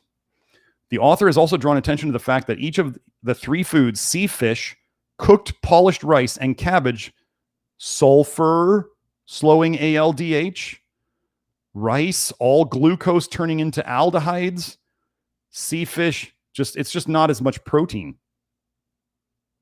Okay. Which form and there's very little zinc in fish, which form the bulk of the diet of the poorest class of Chinese and South China, contains less than 6 milligrams of zinc per kilogram of food as eaten. Since the amount of food consumed in a day by a person existing on such a restricted diet would not appreciably exceed 1 kilogram, it may be assumed that this represents the approximate daily zinc intake. Okay, let's go. Oh man, we got to go to another page. Do we have to go all the way to the end? So they're saying since it's, well, I'm going to tell you that zinc is very, very important to your skin. So, okay, come on.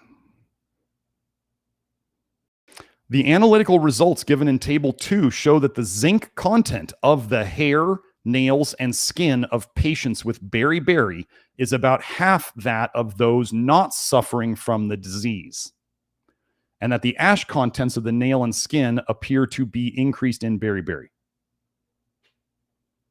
Why the ash content should be increased is not clear unless it be the result of diminished keratin formation arising from diminished protein intake.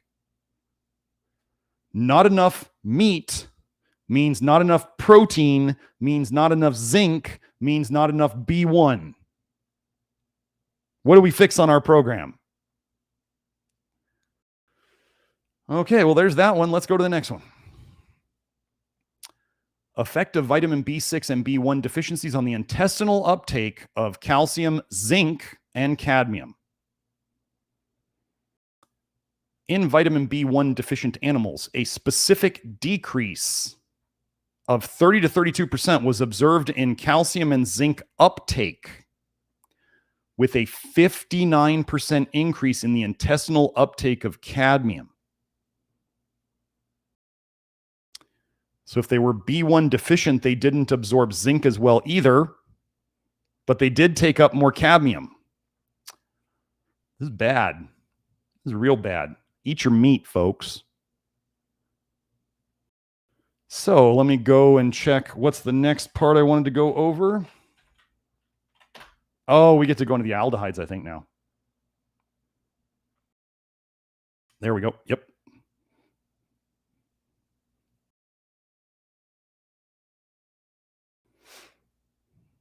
So I'm going to try to hit on this pretty quick. I may not go into this real deeply because we're already at noon. So let me explain this. I may just go over the titles of these. Formation mechanism of Joe, you got my screen now, right? You didn't lose it. Got it. Okay, cool. Formation mechanism of glyoxal, that's glyoxaldehyde, to DNA adduct. Adduct means they bind together. Glyoxal, if you remember, was one of the aldehydes made from sugar, glucose.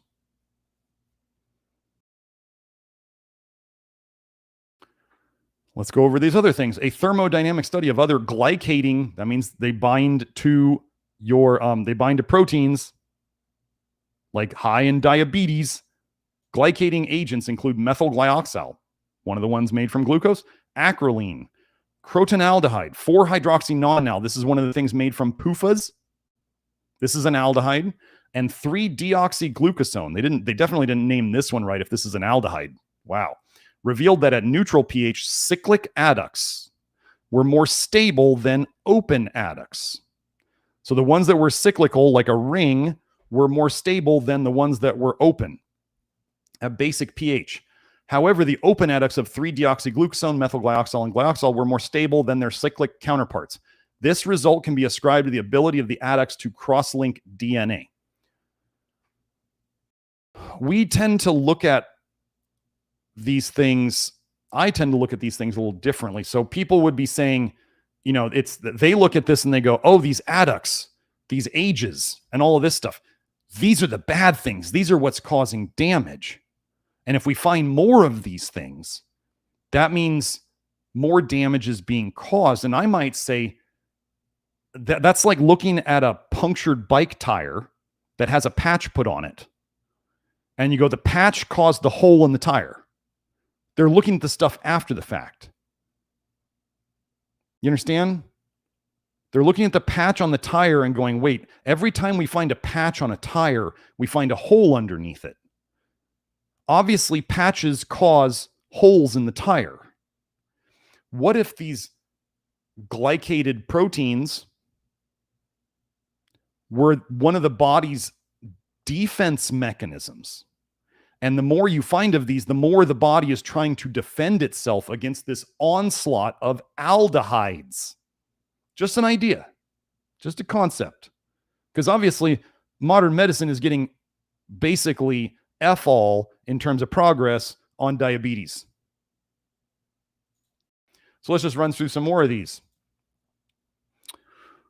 Formation of glyoxal, methylglyoxal, and 3-deoxyglucosone, and the glycation of proteins by glucose.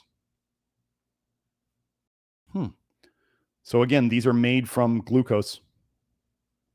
They're binding it to proteins. So if you had to bind these things to proteins to make them a little more stable, a little less damaging, and you took in a low protein diet, you couldn't do as much protecting of yourself, could you? Aldehyde-induced DNA and protein adducts as biomarker tools for alcohol use disorder. What's made a lot of in alcohol use? Acetaldehyde. Sorry, here it is. Aldehyde-induced DNA and protein adducts as biomarker tools for alcohol use disorder. Here, we suggest that measuring aldehyde-induced DNA and protein adducts produced during alcohol metabolism may allow an earlier detection of alcohol use disorder and alcohol use disorder associated complications compared with existing biomarkers. Using aldehyde-induced adducts to monitor AUD may also be important when considering that approximately 540 million people bear a genetic variant of aldehyde dehydrogenase 2, slow aldehyde dehydrogenase, predisposing this population to aldehyde-induced toxicity with alcohol use. Ethanol turns into acetaldehyde. If you have slow aldehyde dehydrogenase, you don't process it as well. If you don't process it as well, you build up more aldehydes. If you build up more aldehydes, you have more glycation. The more alcohol you drink, the less protein you eat. The less protein you eat, the less B1, the less protein, the less meat you eat, the less protein, the less zinc, the less B1, all that stuff.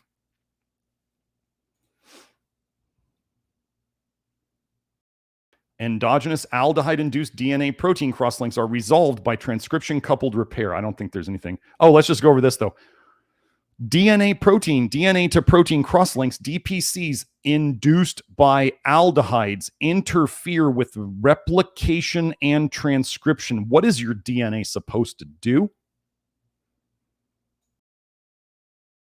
That's really what it does, right? It's kind of important. So aldehydes interfere with your basic DNA function. Gosh, it would be really important to get your DNA, like your DNA running well by getting your aldehydes down, wouldn't it? And finally, the chemistry of acetaldehyde protein adducts. Acetaldehyde reacts with a variety of proteins to form both stable and unstable adducts. Unstable adducts are readily reversible and are largely represented by Schiff bases. Stable adducts are essentially irreversible products that are characterized by their resistance to various treatments. You know what I forgot to do? Where did I have those links? I didn't show that thiamine binds to aldehydes, but let's just go do that real quick. I think I did that on my phone one night. And I forgot to bring it over here.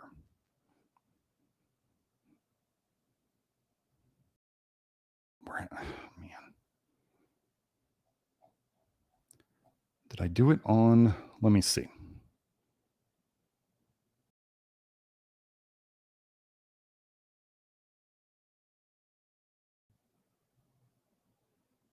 There it is. Oh, that's what I did. Thiamine adduct aldehyde. Here.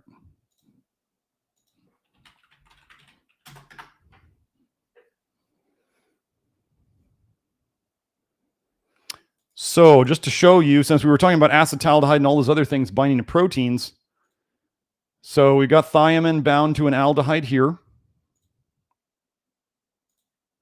right?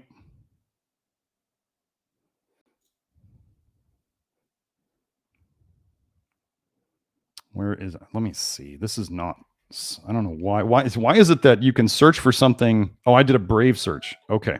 Okay. Hold on. Let me get on my, let me do a Brave search. Isn't it search.brave.com? Yes. Okay. It's crazy how different the results are on the different search engines.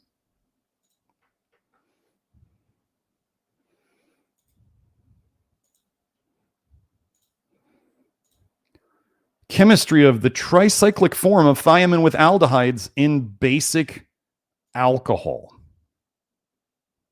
So thiamine binds to aldehydes. Again,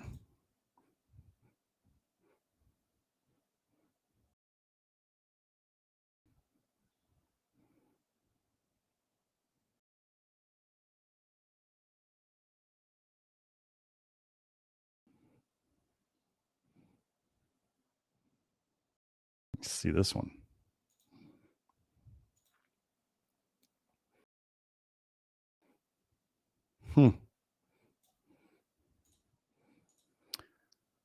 Evidence for an aldehyde intermediate in the catalytic mechanism of thiamine oxidase.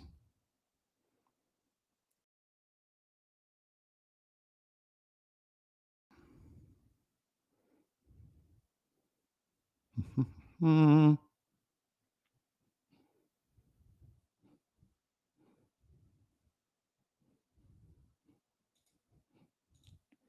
I think we'll do one more and then we'll be done.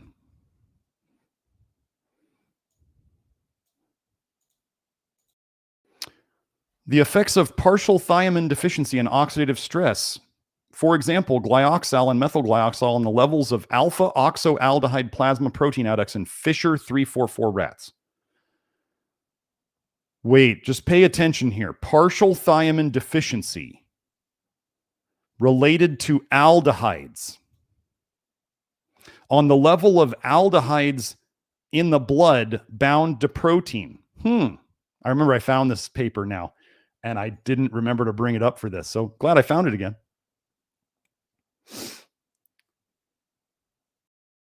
We hypothesized that in marginal thiamine deficiency, so this is not huge thiamine deficiency, marginal deficiency in intracellular alpha oxoaldehydes form macromolecular adducts binding together.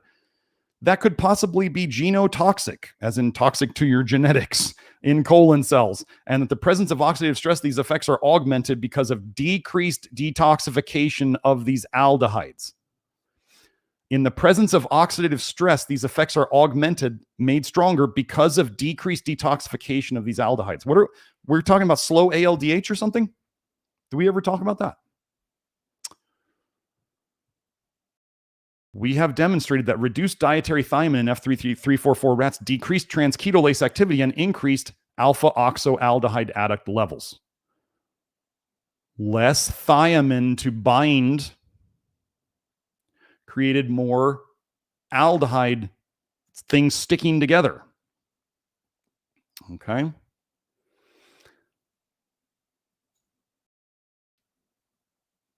These observations are consistent with our suggestion that the induction of aberrant crypt foci, this is in the gut, the crypts, with marginally thiamine deficient rats or diets may be a consequence of the formation of methylglyoxal adducts made from glucose.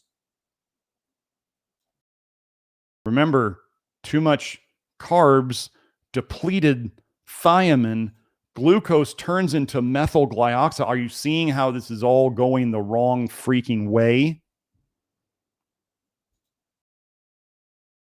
Glad I found these papers. So if a diet was deficient in protein and B1, you would not have as many things to bind to these aldehydes, which are made from taking in too many carbs, including glucose, just straight glucose from rice.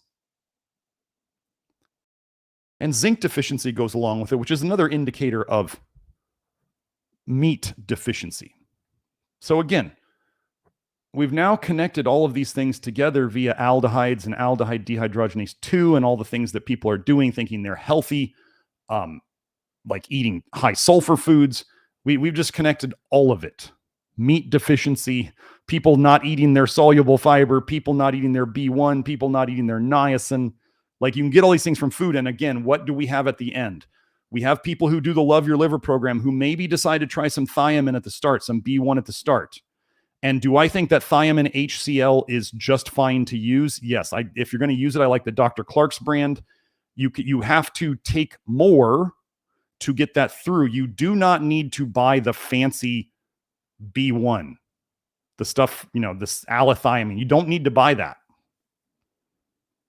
All you have to do is take enough thiamine. You could take up to 2 grams a day of thiamine HCl. It will get through. Lonsdale himself, the thiamine expert, said all you have to do is just take enough thiamine HCl and it pushes it through. You do not have to take the fancy thiamine. He said this over and over and over again. So, but what do we do on the program as people start taking their thiamine HCl? Maybe they feel better at the start, But our program, as you saw, all the things here that deplete thiamine or block its usage, we avoid all of those.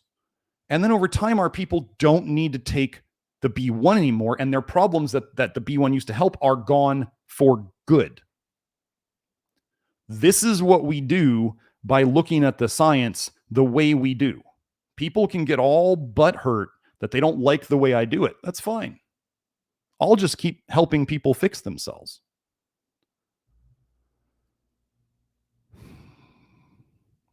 So let me get, that's all I have for this today. We did the testimonial. We did Beriberi B1 deficiency and showed how we fix this problem. You do not have a genetic deficiency for needing obscene amounts of thiamine. Give me a break. Anybody. You have toxicity and deficiencies, and your diet in probably multiple ways sucks.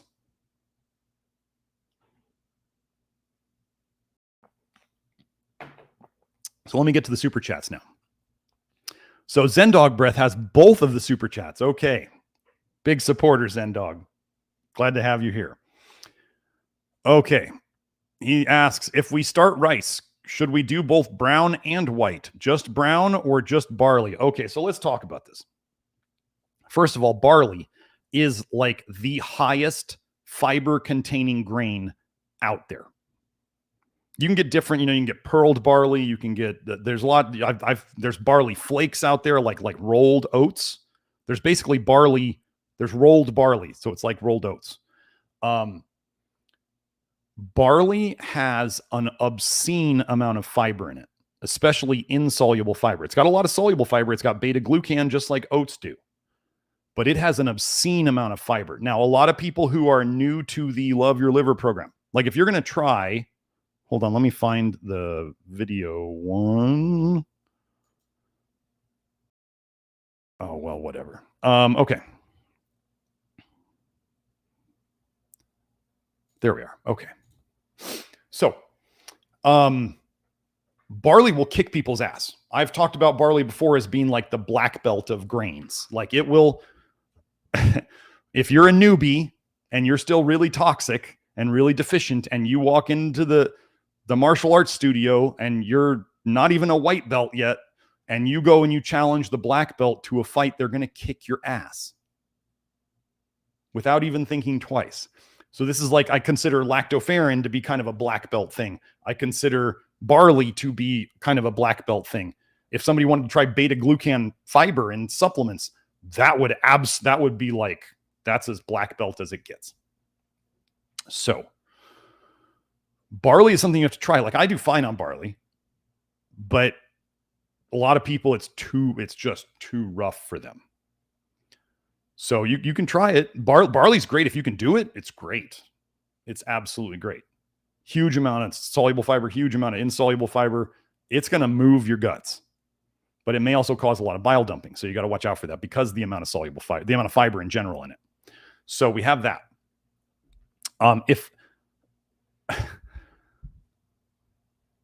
the difference between brown and white rice, well, first of all, you don't want to make your diet like all carbs, like, 55% to 75% carbs. That would be, you're not going to get enough protein that way. That's just the simple fact of it. Unless you were basically not doing any added fats, which a lot of people on our program do. So you do a 75% carb and a 25% protein diet. That's probably not that bad. But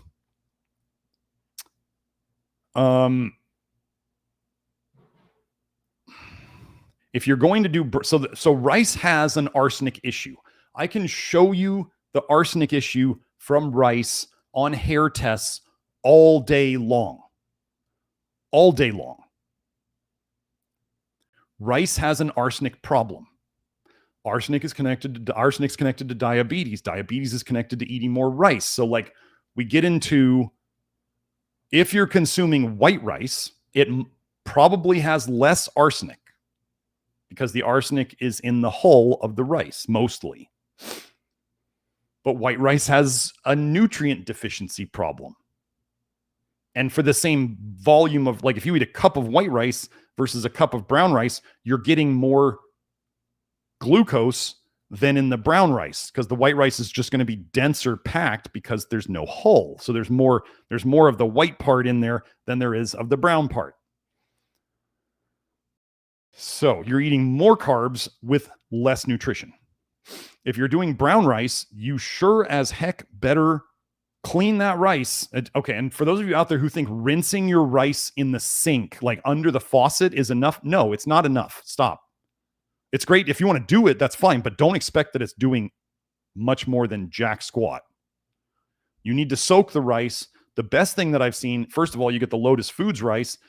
Next, you soak it in a bowl with excess water and you put some charcoal in there.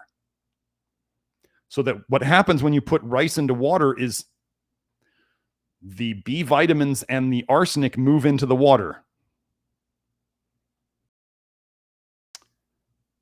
Then you put the charcoal in the water and the charcoal grabs whatever the charcoal grabs. And soaking rice, I don't know how much, I'm not going to tell you ratios. Just put some charcoal in the freaking water, like a tablespoon or a teaspoon, whatever. Put some charcoal in the soaking water. I don't have a magical ratio. People who do this have lower arsenic on hair tests than people who do the other prep methods.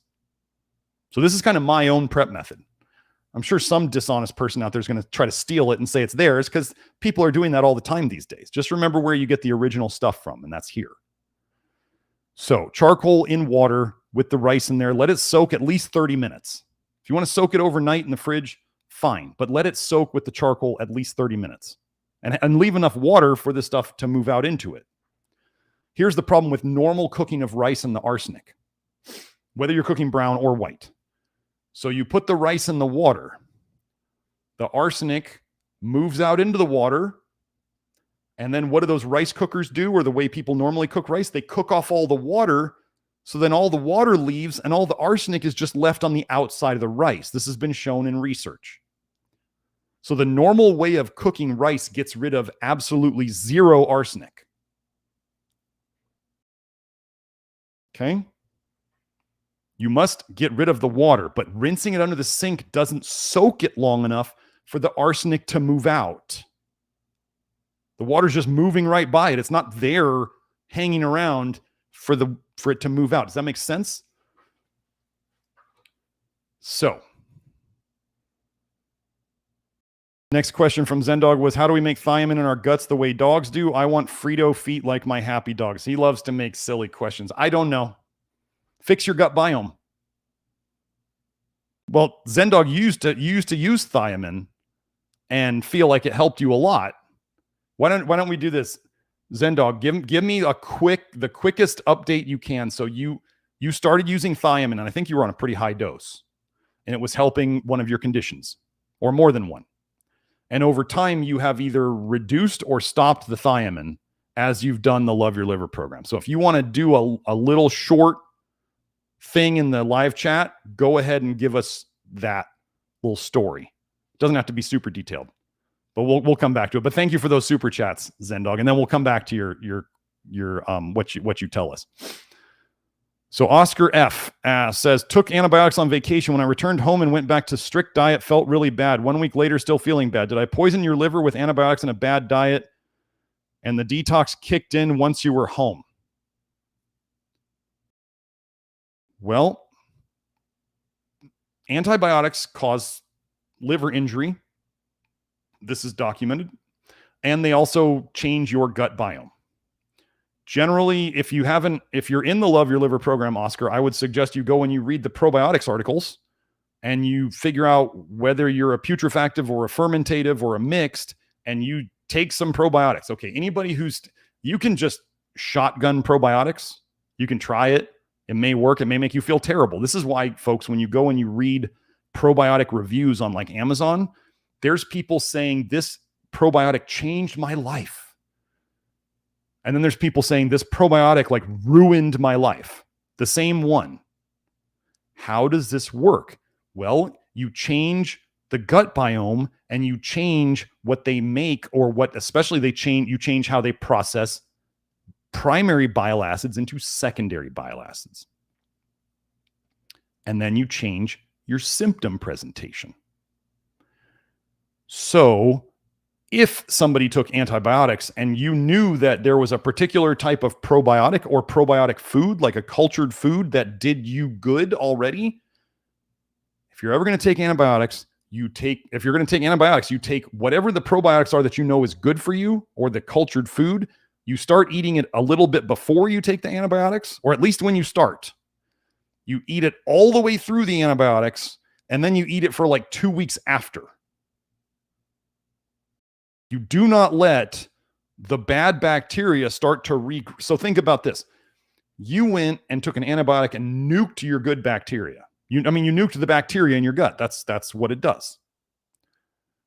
And then you were on a bad diet. What did we just talk about? How you feed the wrong bacteria, they grow, and then you get a dysbiosis because not only did you nuke everything, remember what they say after a nuclear attack, if those are even real, after a nuclear attack, what's still living? The cockroaches. So what has free reign to reproduce and make more and more? The cockroaches. So if you nuke your gut and you don't put something good back in there, you're going to get more bad because there's nothing opposing it. So you could do something like feeding it sun fiber or your other fiber. But again, if you caused a liver injury and you got more toxic and you got more bile going back into your system, and soluble fiber can trigger bile dumps, then you may have to back off on your soluble fiber. I don't know. This is something I can't manage here. But I mean, ciprofloxacin, getting floxed, fluoroquinolones, those ruin people's lives until they figure out how to fix it, which is, we could do that here. We could definitely do that here.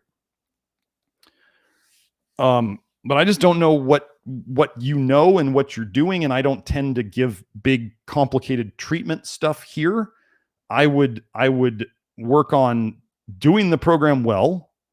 Right now, I would say for people who think they're dumping too hard or detoxing too hard, one of the things I reduce immediately is lactoferrin or nicotinic acid or both. If you think there's any supplements you're on that you've had like aggravations with, then back off on those too. If you're on stuff that's not on our program, then stop that and just throw that away. But yeah, do antibiotics poison your liver? Yes. Does a bad diet poison your liver? Yes. Doing them both at the same time, is that extra bad? Yes. Do I know how to pull your situation out of it? No, not right now because I don't have enough information. And I'm not trying to fish for it right now. But I'd work on your gut biome and then stop agitating.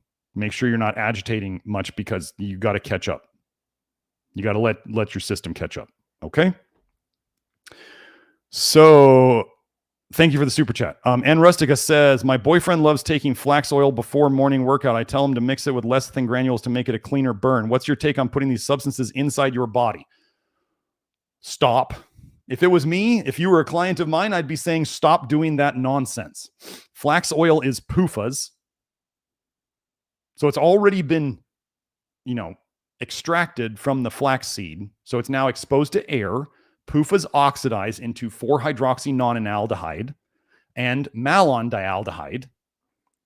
And flax oil is yellow because it has lots of carotenoids in it, as in toxic vitamin A. So you're taking a toxic vitamin A and PUFA cocktail, and then you're taking choline with it.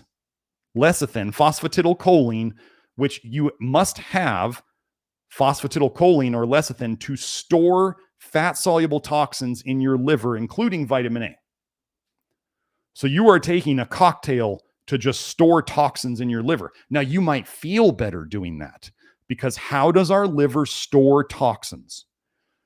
You take the toxin, fat-soluble toxin. So this could just be stuff floating around your blood already, especially if you're new to the low vitamin A world. You're probably still eating tons of it. So you got your toxins floating around. Then how do we store fat-soluble toxins in our body? We bind it to a free fatty acid ester. Where would the most free fatty acid esters be found? In isolated oils, which is what you're taking. So you got free fatty acid esters and they're binding together. How do they bind together and store in your liver? Well, you need choline for that. And you're taking a big dose of choline and you're storing it in your liver. So would I do any of that nonsense? No, I wouldn't do any of it. It's not helping you. It will end badly. Get your PUFAs, if your essential fatty acids and all that stuff, from beef. Properly fed animal foods have all. We don't have anybody on our program doing EFAs or fish oil or flaxseed oil or any. We don't have anybody doing it. And our people's skin is getting better and their cognition is getting better and all sorts of things are getting better. So the whole EFA thing, PUFA, seed oil, I mean, it's the flax seed, it's a seed oil. You're taking a seed oil. Seed oils are not good for you. And I just explained how all of that works together to cause problems. So I would not do that. I hope that helps. A lot of people are making these mistakes. Don't think it's just you. A lot of people are making these mistakes. And that's why everybody, you look around, and even the people who work on their health the most are some of the sickest out there. So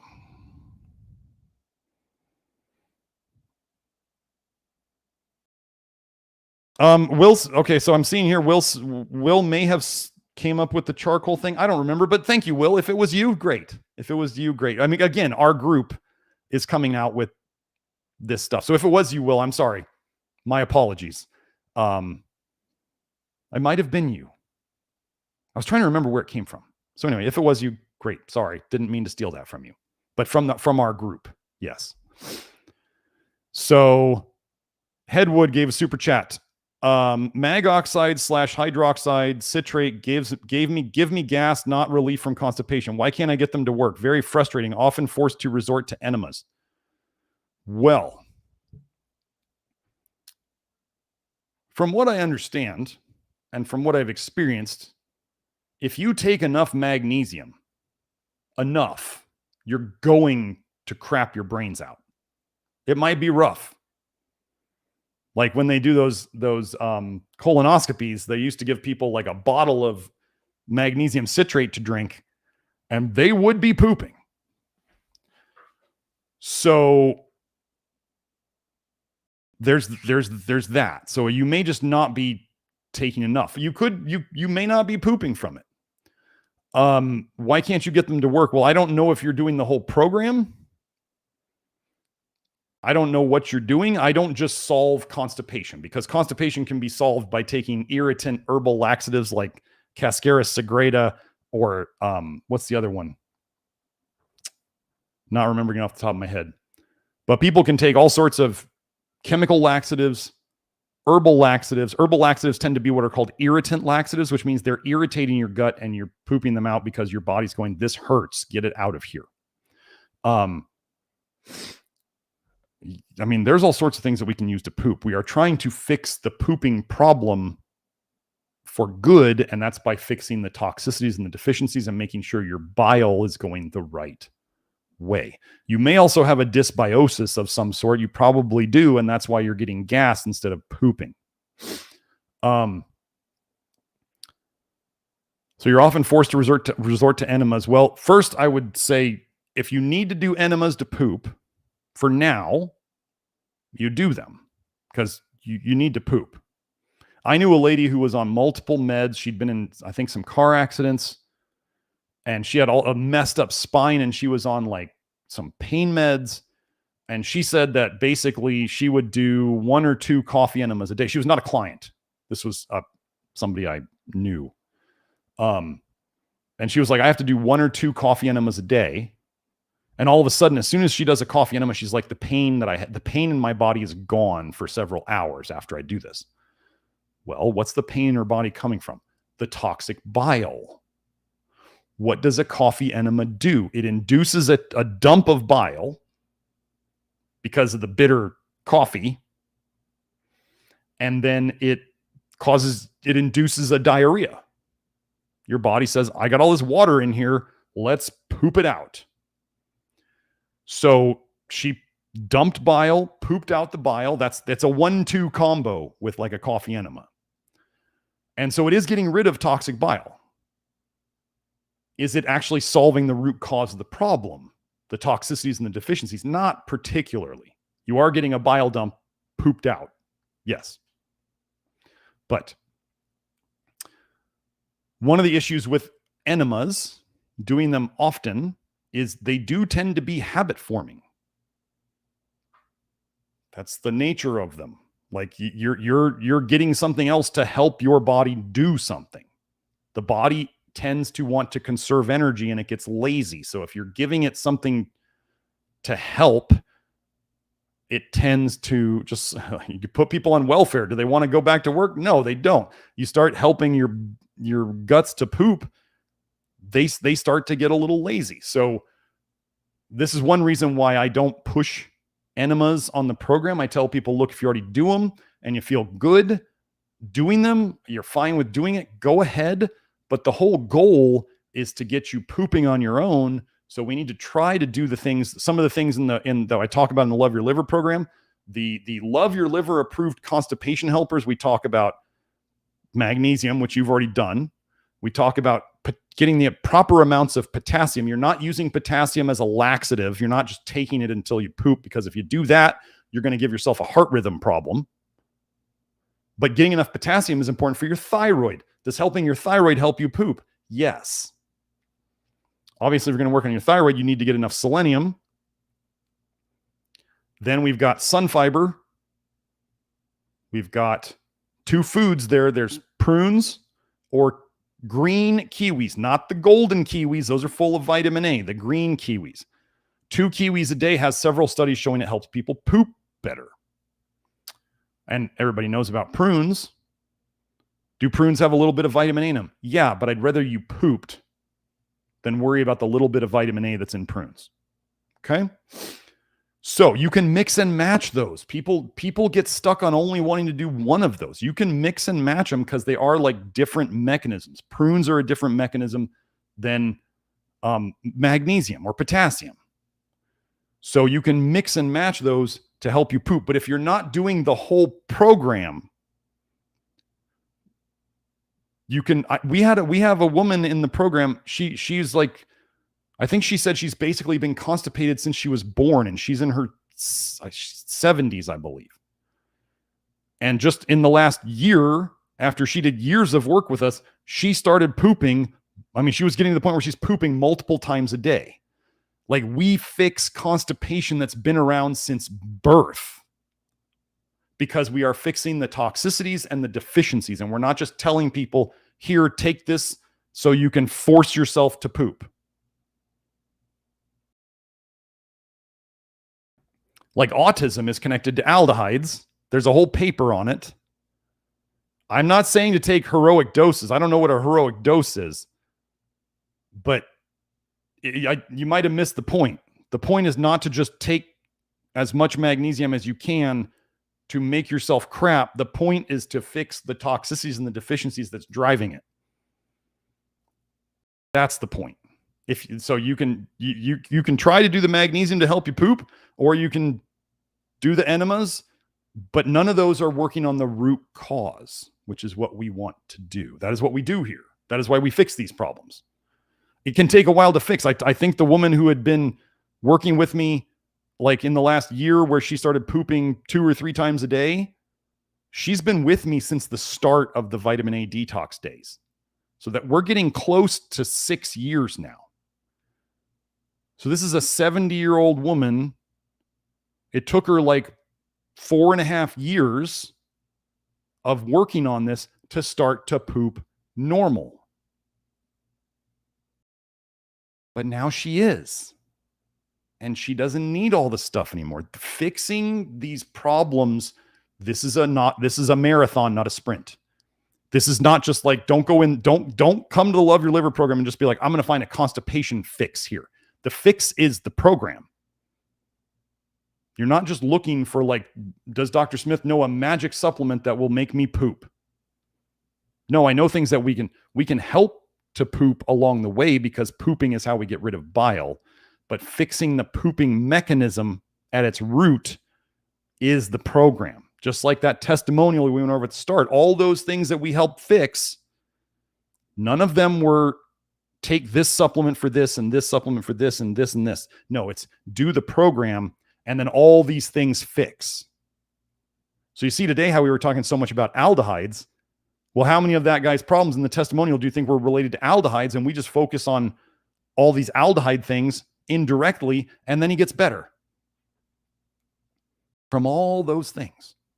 And vitamin A turns into retinaldehyde. What a weird coincidence. It's another aldehyde. So yeah, I mean, I'm not saying to do heroic doses. I mean, I don't know what, like I said, I don't know what a heroic dose is. I'm not advocating you take, crazy obscene doses. I'm just saying generally if you take enough, you will force it to happen. It may not be pleasant at all. And that's not what I'm trying to do. So I like I said, having to mega dose anything, including thiamine, means that there's a problem somewhere else. Having to megadose B12, having to megadose methyl tetrahydrofolate, you have a problem somewhere else that is not being addressed. Because remember, your genetic line would not be alive if your genetic line needed massive doses of B vitamins that didn't exist in the normal marketplace 20 years ago or 30 years ago. Your genetic line would have ended. It's not a genetic problem. You're toxic and you're deficient.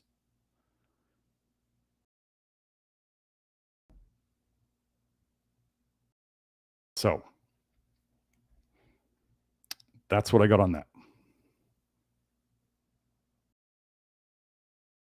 Oh, Buttercup has a nice little testimonial here. She says, I had a lady, I only saw her like 3 to 4 weeks ago, and she's like, oh my gosh, OMG, you look younger.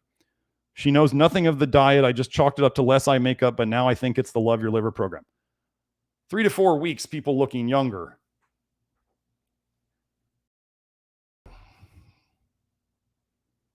This is what we do. This is what we do. So,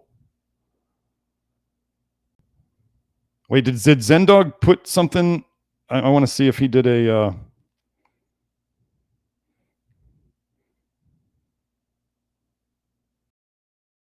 I can't see. Oh no, Will was saying I was pretty sure I got the charcoal thing from me. Okay, so maybe it was me. Okay. Either way, charcoal in the rice soaking water, minimum half hour, it works. And the charcoal just rinses off. You're not eating the charcoal. So you strain the rice and you rinse off the charcoal. You're not eating that charcoal. You could do like the black oatster cult, like Joe does, like Zendog does. You could do that. He makes like, overnight oats with water and charcoal in it and whatever else he adds. I think he does savory oats. So he does oats and charcoal. Talk about a binder, like in terms of grabbing onto toxic stuff. Yeah, absolutely. A lot of people have gotten into the black oatster cult on the Love Your Liver program because they like it. And the charcoal doesn't taste like anything. It looks intense, like it's black, but it doesn't taste like much of anything. It's not gritty. Like if you get a finely ground one, we use hardwood. We do not use coconut. The only coconut thing generally used on the program is coconut water. If you want to do it, still, I wouldn't do that way too often. I would figure out a different potassium like bananas or potassium citrate.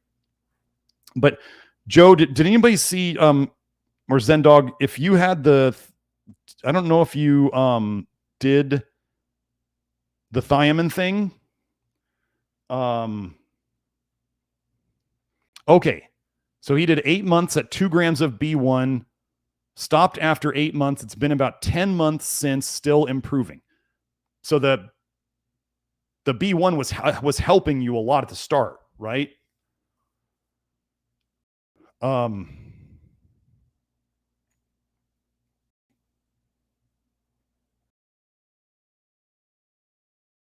Okay. I think he said seasons. The Blue Oyster Cult song, he says seasons don't fear the pooper. Yeah, so okay, so Joe started with us. So let me be clear here. When Joe started with us, I mean, he still may have some of it, but he had really bad sacroiliitis. So inflammation of the SI joint. How many of you go to the chiropractor over and over and over again, and they're like, oh, your SI joint's out. We're going to adjust it. and then you got the pain back like in an hour or the next day. Maybe it feels better for a little bit, but it keeps coming back. Okay, I've been over this research before. Sacroiliitis is like a classic symptom of vitamin A toxicity. It's also a classic symptom of Accutane side effects. Okay. Oh, Zendog says sacroiliitis is totally gone. He's doing ass to grass squats are easy. He's rocking it. Okay. So we go from, I mean, I don't know if y'all realize how bad Zendog's sacroiliitis was. Like he used to have to be, he was in a ton of pain. He'd have to hold himself up on the counter. Like he'd have to put his arms down on the counter and have him straight and hold himself up, trying to like unweight his SI joint. And he would do that. How long would you do that for, Joe? Like 10 minutes, 20 minutes, because you just couldn't hardly move and function because the pain was so bad. And now he's doing ass to grass squats, and he's okay. So, Zendog's saying he gets people all the time saying he looks great for an 80-year-old. 80-year-old doing ass to grass squats. This is what we do. So 5.5 months. Oh, so he said he was supporting himself for 18 hours a day minimum, having to hold himself up to unweight his sacroiliac joint for 18 hours a day minimum for 5.5 months. Okay, so let's talk about this now. What is okay, so Accutane causes sacroiliitis. Let me just connect all this to aldehydes for you and the thiamine. Okay. Accutane, common side effect, sacroiliitis, or almost an 80-year-old, or whatever you said, almost 80. Accutane is 13-cis-retinoic acid. I've shown research here before that retinoic acid inhibits ALDH. Okay. Retinoic acid inhibits ALDH. If you slow down ALDH, what do you build up? Aldehydes. Okay. So let's say somebody was aldehyde, and so vitamin A also goes through the detox pathway. Vitamin A goes retinol through AL8 through ADH, alcohol dehydrogenase. It turns into retinaldehyde. Retinaldehyde then goes through ALDH, aldehyde dehydrogenase, and then it makes retinoic acid at the end, Accutane, tretinoin, retin A. That retinoic acid, if you get too much of it, inhibits ALDH because retinoic acid is the most toxic one.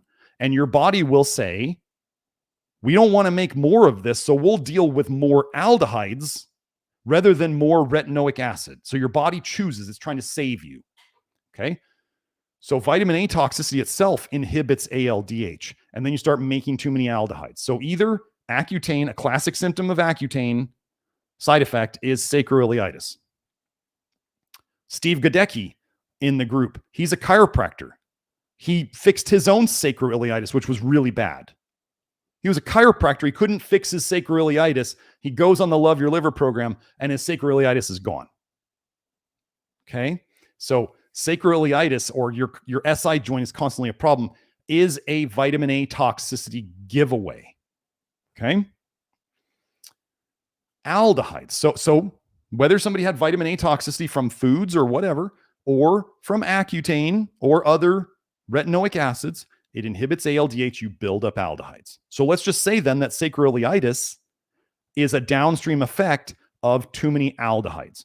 Joe took 2 grams of thiamine HCl a day, and it was relieving his sacroiliitis because thiamine binds to aldehydes. It relieved his symptoms. We fix the aldehyde problems. We fix the ALDH to run faster. We get him off vitamin A, which inhibits ALDH. We put the nutrients in the body that ALDH needs to run, like molybdenum and selenium and nicotinic acid. And we get the aldehyde processing systems running better. And then his problem goes away for good, and he can get off the thiamine. Are you following me here? Did I not just show enough research that all this is connected? And then Joe was definitely eating enough protein and getting his zinc. This is what we do. This is science. Like, this is evidence-backed scientific nutrition that we are doing here, and we are fixing people. We got Joe's testimonial here. We got the testimonial at the start. We got the testimonial from Buttercup.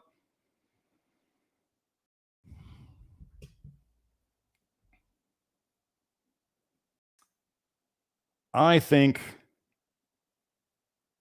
we're gonna end it here. Okay. Or did I didn't miss any super chats. No, I'm good. I'm gonna end it here. Oh, no, we already got that one, Joe. We got that one. So we're good. I'm gonna end it.